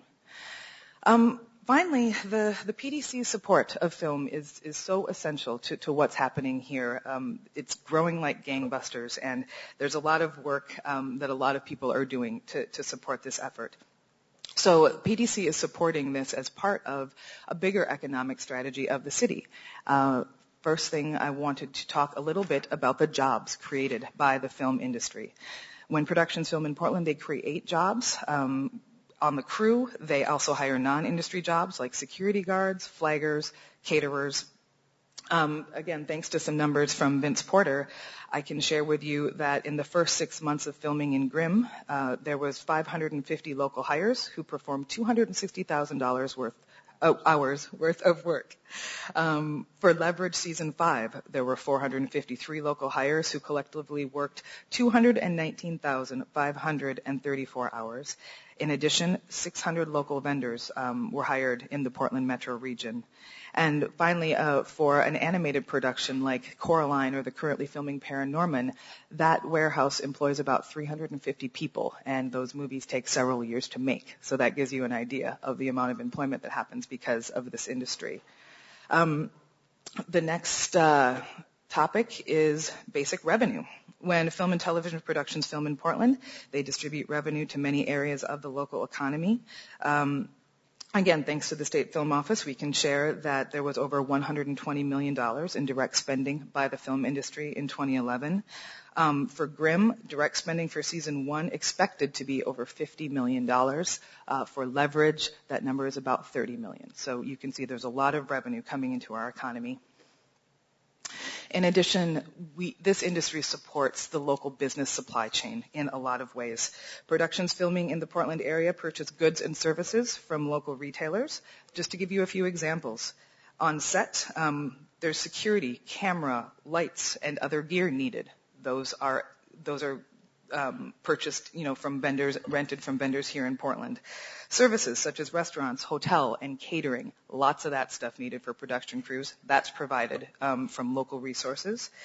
For sets and props, lumber and hardware stores, antique stores, secondhand stores, flower shops, places you might not think of, but they all get business because of film and television.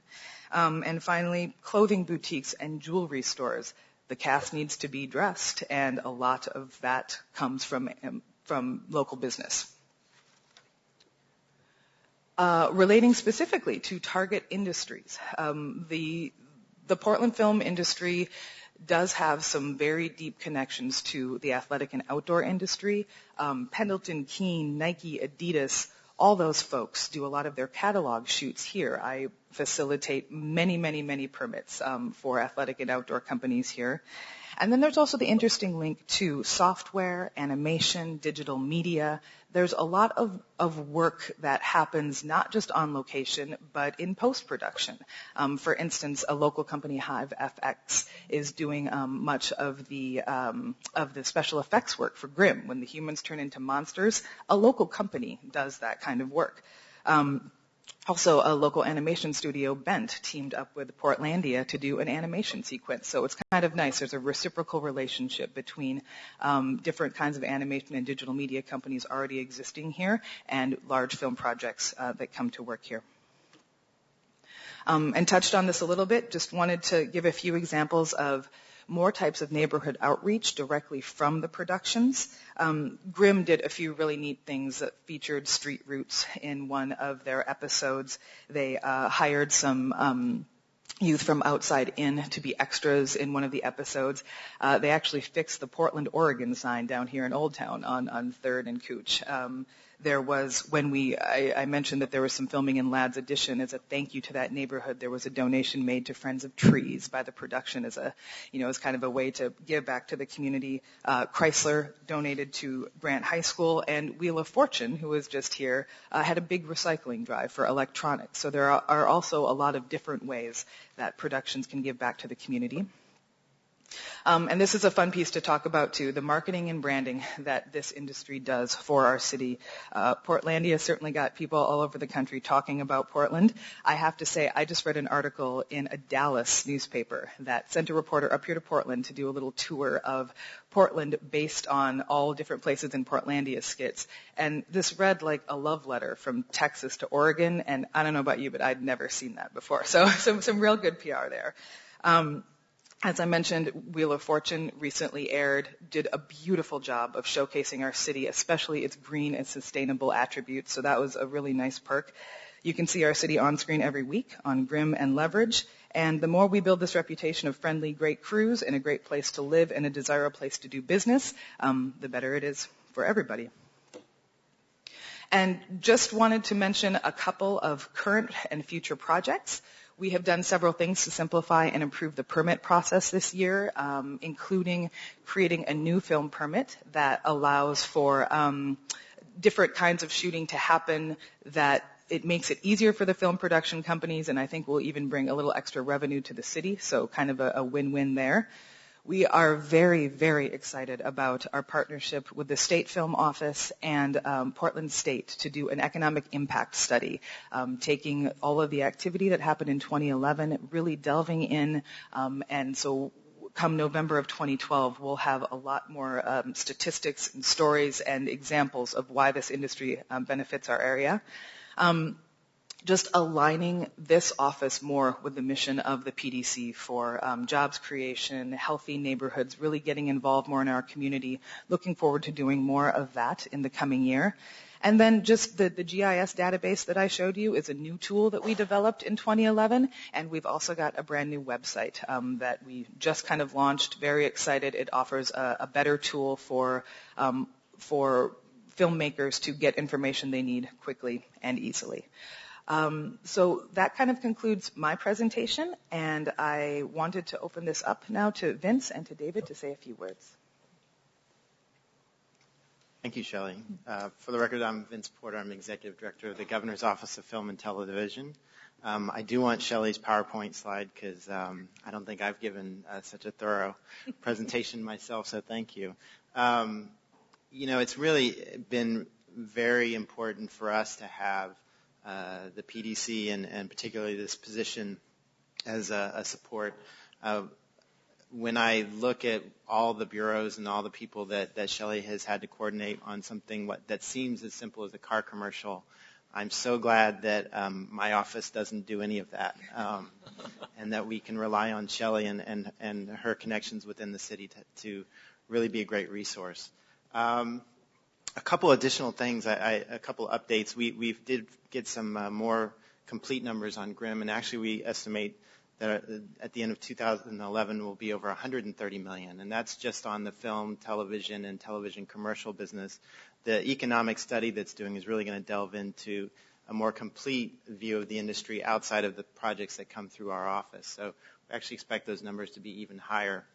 And one interesting thing on Grimm, we just finished counting up the vendors on that. They connected with over 1,000 different vendors throughout the state. And so it's really been interesting to see who those businesses are. Sometimes they're neighborhood restaurants.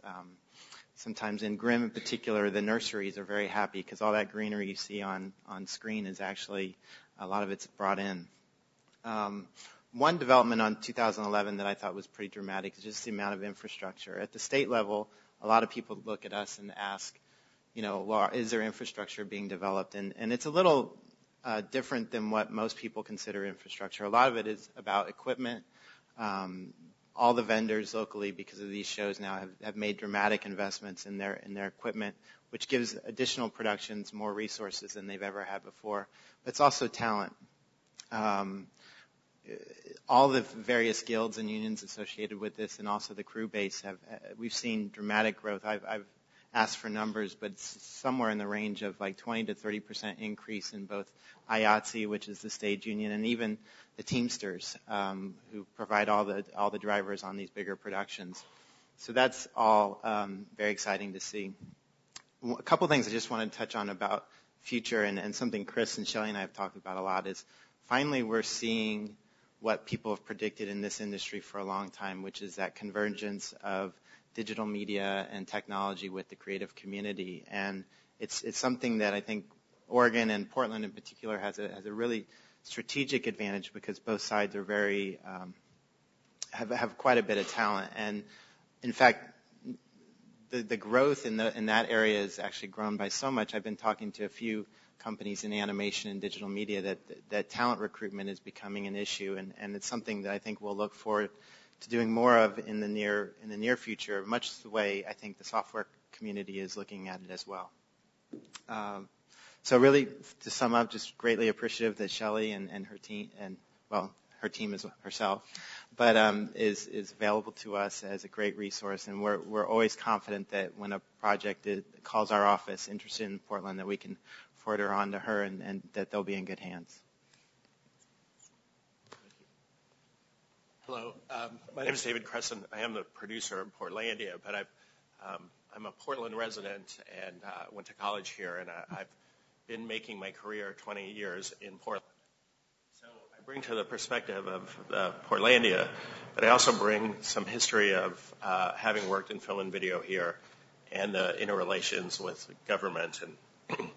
And I have to say I'm as pleased as I could be about the support that we get on the state level, especially since this particular office has been formed.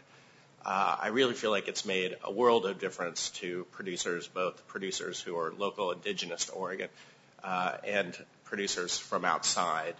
It's a bit difficult to explain the symbiotic relationship between indigenous production and the outside production that comes in. A lot of our business is based on human capital. So when a big show comes in, like Gone, it employs a lot of locals who get the most up-to-date training and use the most up-to-date equipment. They pass those ideas on to local vendors. The local vendors see, once they use that equipment and know it, they talk about it to the local vendors. The vendors then purchase it. Then the local workforce and creative force starts to use it as well, and it puts us on a competitive footing. So our local commercials and our digital media can be equivalent to what's being done in New York or Los Angeles. In fact, our network, ISC, hired a local company, Feel Good Anyway, to do the network promos 2 years ago. And I'm not sure that those kind of things are reflected in the numbers that Vince and Shelley have been talking about. Additionally,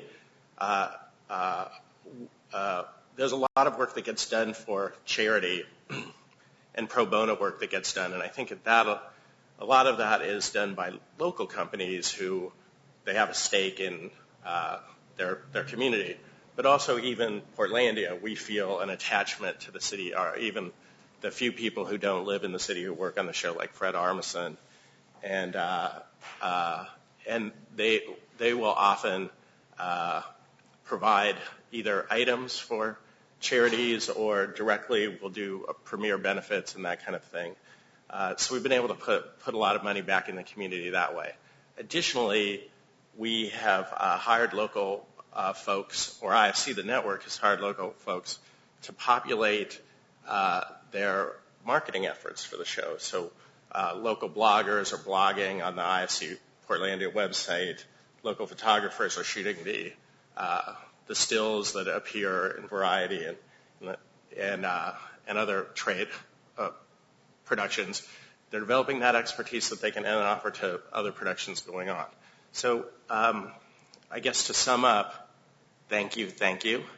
It's so nice to feel the partnership of the government and the people of the city.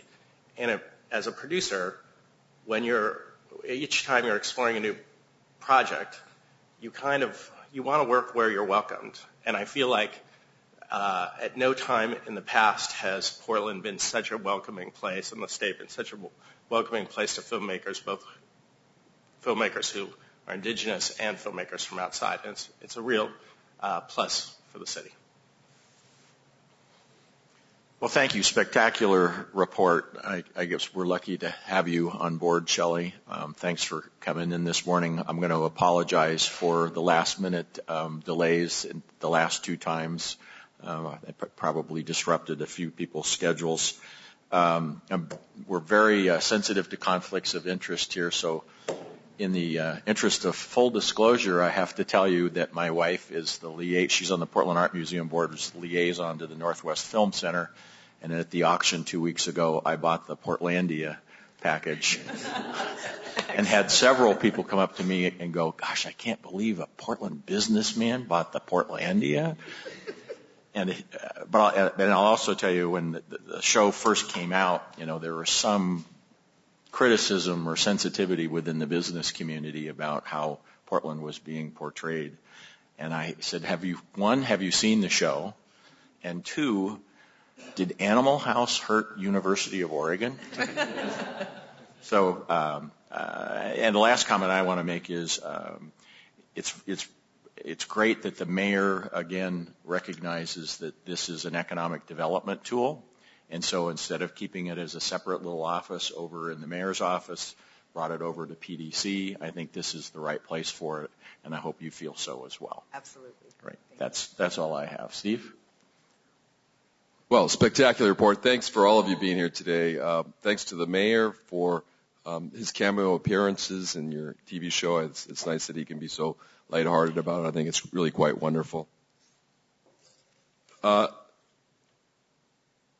I think the PR benefit really goes beyond just the money that comes in here. And I travel around the country, and I can tell you that shows like yours and other shows really do give people a feeling that Portland is a great place to come live, but also to come invest. So I think that the benefits for that somehow need to be recognized by the state because I think it's huge. I also think it can go the other way if we're not careful. I can tell you that when COPS was running and it was featured in Portland, that was actually quite negative. I would travel around the country and people would think that there were just meth addicts that lived here. So I think you can have positives and negatives, and I think that all the shows and everything that's being done here is all on the positive. It's really making Portland to be a center for investment, a center for places for people to move, and I'm very pleased with that. I do work with a lot of the studios down in Los Angeles. I'd love to help bring some of their efforts up here, and so if you've got some material from the state, I'd love to partner with you and help make that happen. And finally, my question is, does Portland need a studio complex that would be a resource for additional filmmaking? Would that be of interest to you, Mr. Crescent? Well, it's been a debate for some time. I think 10 years ago I would have said definitely, affirmatively, yes, but I believe that the evolution of filmmaking toward later digital-based productions, the content demands of the web, I know we'd use it a few days if we had it, and I remember when I had I had a small production company that did advertising in town for about 10 years, and there were days that we were shooting in Los Angeles because there wasn't a studio big enough in Portland to shoot. And those were big dollar jobs that were lost to another place. But really, as I see it, there'll be more and more location, more and more smaller types of productions, more and more on-location productions. So I think it has to be really carefully considered, the value of it. Yeah, may I speak to that as well? Please. Before I started started at the film office, I worked at Showtime Networks, and most of the productions that we worked on, in 3 different instances, we converted existing warehouses to fit our facilities, and it worked great. If our state, our film incentives or various approaches were looking to accommodate the Avengers, I think that there would be an opportunity there. Right now, I think most of our opportunities are going to lie in television, lower budget independent films, which actually in some ways can be a even greater benefit because they hire more locals. And those projects, for better or worse, have found ample options of available warehouse space at really good prices. And so I would be hesitant to create something from the ground up. But to David's point, one thing I've heard over and over from the commercial company is maybe there's an opportunity of a mid-level space. Again, it's got to be for the right price, where we can get some of those bigger commercial shoots here. And finally, I think the real future of infrastructure in it may not be an open building per se, but the capacity to move data around. And I'm particularly interested in how the city and the state will continue to look at our available broadband capacity and fiber capacity that allows us to connect with hubs like China and Los Angeles and New York. I know there are a few small companies in Pittock Building working for Warner Brothers Studios, and it's because they have that ability to link with the studio. And that's right. So that's where I see the opportunities and probably the best use of dollars in the future. Thank you. Commissioner Dixon. Thank you. Fantastic presentation. What a valuable resource we have here in Shelley. I know that she is a one-woman show, and she does a tremendous amount of work and then just has this great attitude about it as well. So thank you for all your hard work and what you do here. It is very important, and this presentation today also really was an eye-opener to how much of the local economy that you touch, that the film industry touches here in Portland. So that was a fantastic presentation. And I guess kind of to Commissioner Strauss's effect, I was wondering, are there productions that we just can't support here or that we've ever had to turn people away from work in our city? I think Vince can probably best speak to that one. It's pretty remarkable right now, the amount of interest in Oregon as a whole. A lot of the bigger productions are absolutely tied to film incentives that over 40 states offer. Our program is limited to a certain amount of money for state budget reasons, and we've maxed that out. In fact, I think we've done a really excellent job of stretching it as far as we possibly can with what's available.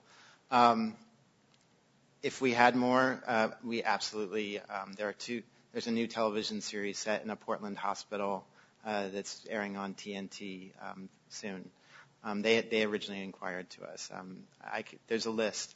It's one of those things it would be great if it was available, but I think we're also interested in looking at how to go after the additional work, whether we have those incentives or not.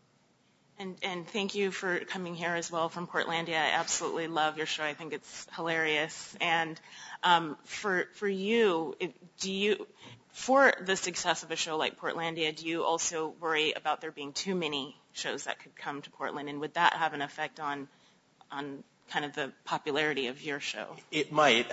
I've experienced in other municipalities where there were areas, at least, of a town that became overshot. And sometimes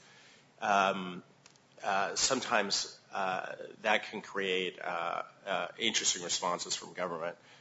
For instance, in New York, after a permit for a certain place is issued a certain number of times, it becomes a blacked out area. And as a commercial producer, I can tell you that if we're called upon to shoot for the commercial, the library, we'll need the library, whether it's blacked out or not. So I would say we're not close to the danger of that in the foreseeable future, and it also kind of builds on itself. The business, as there's more and more expertise created, then more and more will come. So it's not a danger that I'm too worried about. In fact, I'm more excited about the opposite. I would like to see the film business double and triple or quadruple in size here. I think we have the capacity to serve the new media really well because of our proximity to the fact that we're on the West Coast and it's an easy plane ride. and the quality of life, the word is out that this is a good place, and human capital is really our driver. So I think I'm really looking forward to it growing. Great. Thank you for all your great work. Commissioner Mullis? Well, thank you. It was a really interesting report, and I'm sorry if any of you were inconvenienced by it being bumped from last meeting, but I'm glad that it was because I wasn't here, and I would have hated to have missed this. So thanks very much, and thanks for taking the time to come in here this morning. Just by happenstance, I ran into one of the business reps for the stagehands yesterday, and he verified what you have both spoken to. Last year was the busiest ever, and he's very confident about the future. So putting some folks to work at jobs with good wages and benefits. So that's really great. And obviously, the more that we can grow and diversify our economy, the better off we'll be. One question, I guess, for Mr. Porter, and obviously this is great and having a wonderful economic impact in the Portland area. Is there interest in other outlying areas around the state to do productions as well? I mean, in this morning's paper, once again, we're reading that Portland area is thankfully leading Oregon out of the recession, but the rural areas continue to lag. So is there efforts to bring production and activity into other areas of the state? Thank you. Yes, actually, there's two answers to that question.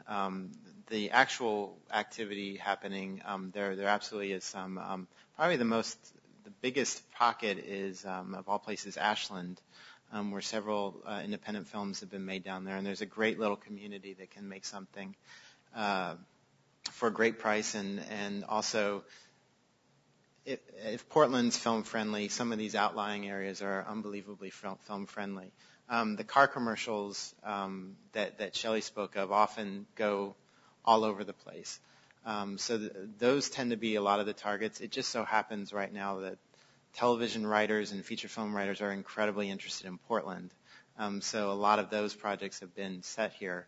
But one thing that we found is, and Shelley spoke a little bit of it, is the supply chain. The vendors that I spoke of are not just vendors here in just the Portland metro area.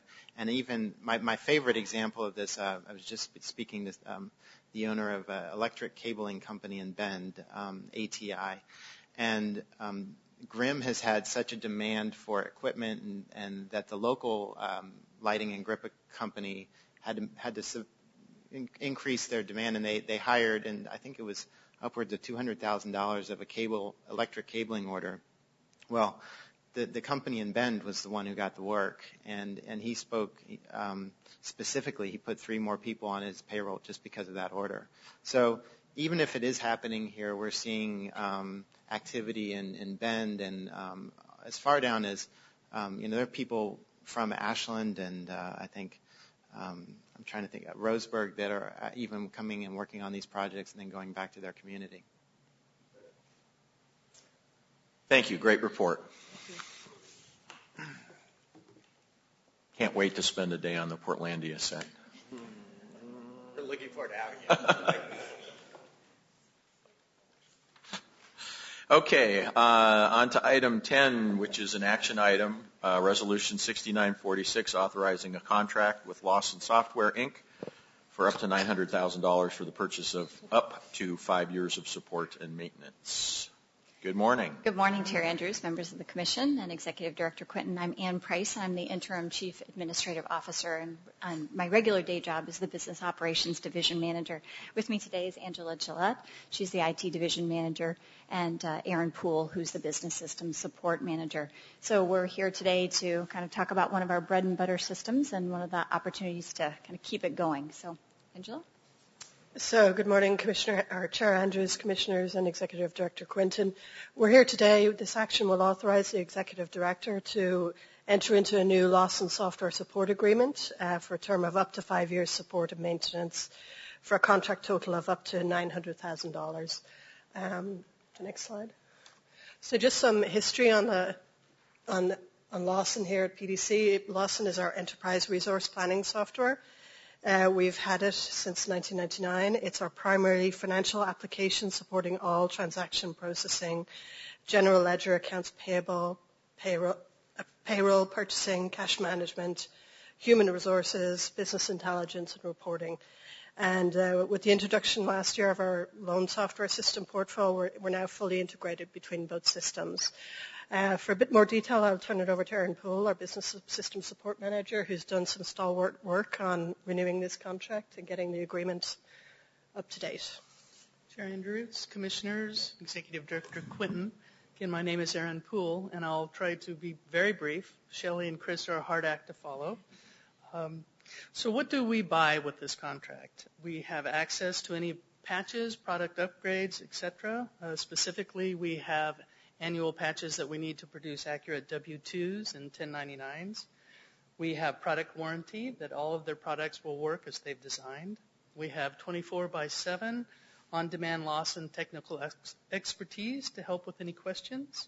We have unlimited access to an internet-based support library for questions of how-to, documentation about how to use the software accurately, etc. And we have the ability to have vendors that we work with to call Lawson to get expertise help. Briefly, a little bit of history. As Angela mentioned, we installed in 1999. At that time, our support contract had a maximum increase of up to 16%. We've worked for the last 6 months to negotiate a cap on that increase, which is at 5%. Back in 2008, we negotiated with Lawson when we bought a couple additional products, a program called VIP Plan. That negotiation afforded us this time to roll back to those prices of 2008. The next slide will show that with your authorization for this contract to not to exceed $900,000, you have here demonstrated what the 5% cap could look like. Lawson's not saying they'll charge that, but that's the highest amount they can go. We also have the ability now in this contract with 6 months advance notice to cancel our support, which would really give us some flexibility based on the IT strategy work that we're doing and some direction from you about shifts and how we use our systems. Well, thank you, and thanks for being brief. I'll have to admit, when I looked at this one, I was like, wow. But as I have dug into the details, I have begun to, or come to the point where I think it makes an awful lot of sense. As I understand it, we actually did not, without having this Lawson contract in place, last year had some difficulties in terms of year-end payroll because the local vendor that we were using just wasn't capable of getting the job done. We hear all of the time about horror stories. Actually, the city of Portland is still working on their software system, and this is one that works. The flexibility to be able to cancel the contract on an annual basis as we're looking forward, because we know the PDC that exists today is not going to be the PDC that's going to exist 3 to 5 years out. Makes a lot of sense to me. So I appreciate the work, appreciate getting the cap from 16 to 5%. That makes a lot of sense to me as well. Steve, we'll start with you. Well, thanks for your hard work and efforts. Thanks for your negotiations. I apologize for my tough questions at the executive briefing. But as I mentioned, IT has been a big issue for many state, county, and city agencies, and it's an important investment. So I also thank you for the reports that I received. I'm delighted that we're now able to receive this more detailed information so we can control our administrative cost and make sure that we're running the PDC as efficiently as possible. I do have just a couple minor questions. One, we talked about pulling payroll out of this accounting program, and you thought that might be a potential, and there might be some advantages to that.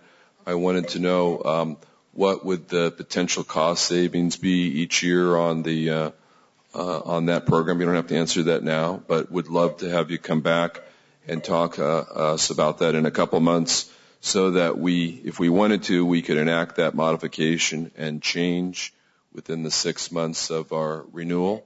But if there's a possibility to negotiate that pricing now, that pricing reduction by eliminating payroll, and if you think that's the right direction, I'd like to hear more back on that. So thank you so much.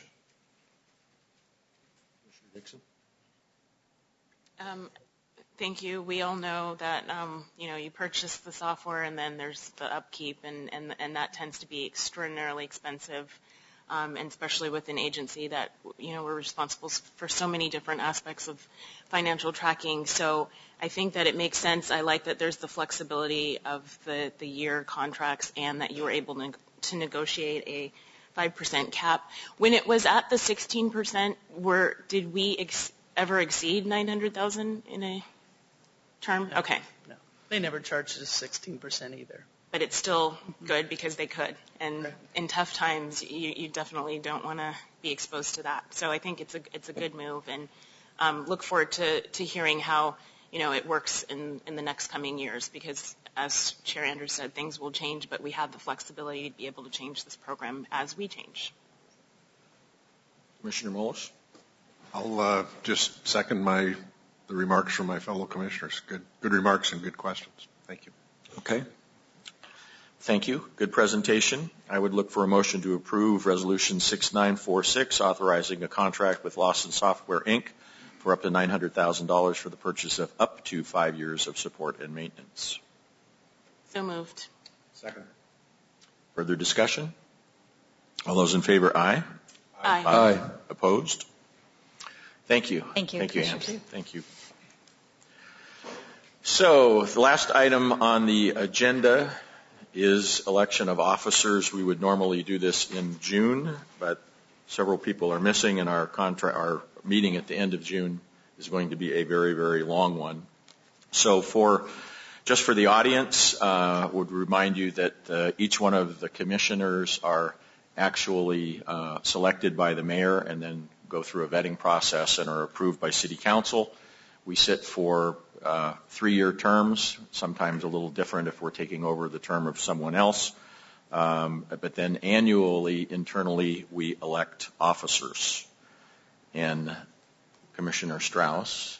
I'd like to make a motion that Chair Andrews be nominated as the PDC Board Chair, that Commissioner Mullis be nominated to serve as a Secretary, and that Commissioner Wilholt continue to serve as Acting Secretary. Do you have a second? I have a second. Any comments? Any discussion? We should give Chair Andrews a hard time, but I think he's had a long meeting here today, so that's enough. Well, thank you. I would just like to go on the record thanking you, Scott, for being willing to step up and chair again. And you put in a tremendous amount of time and effort into this board, and it's greatly appreciated and greatly benefits this community. Well, I appreciate it, and I appreciate all of your hard work.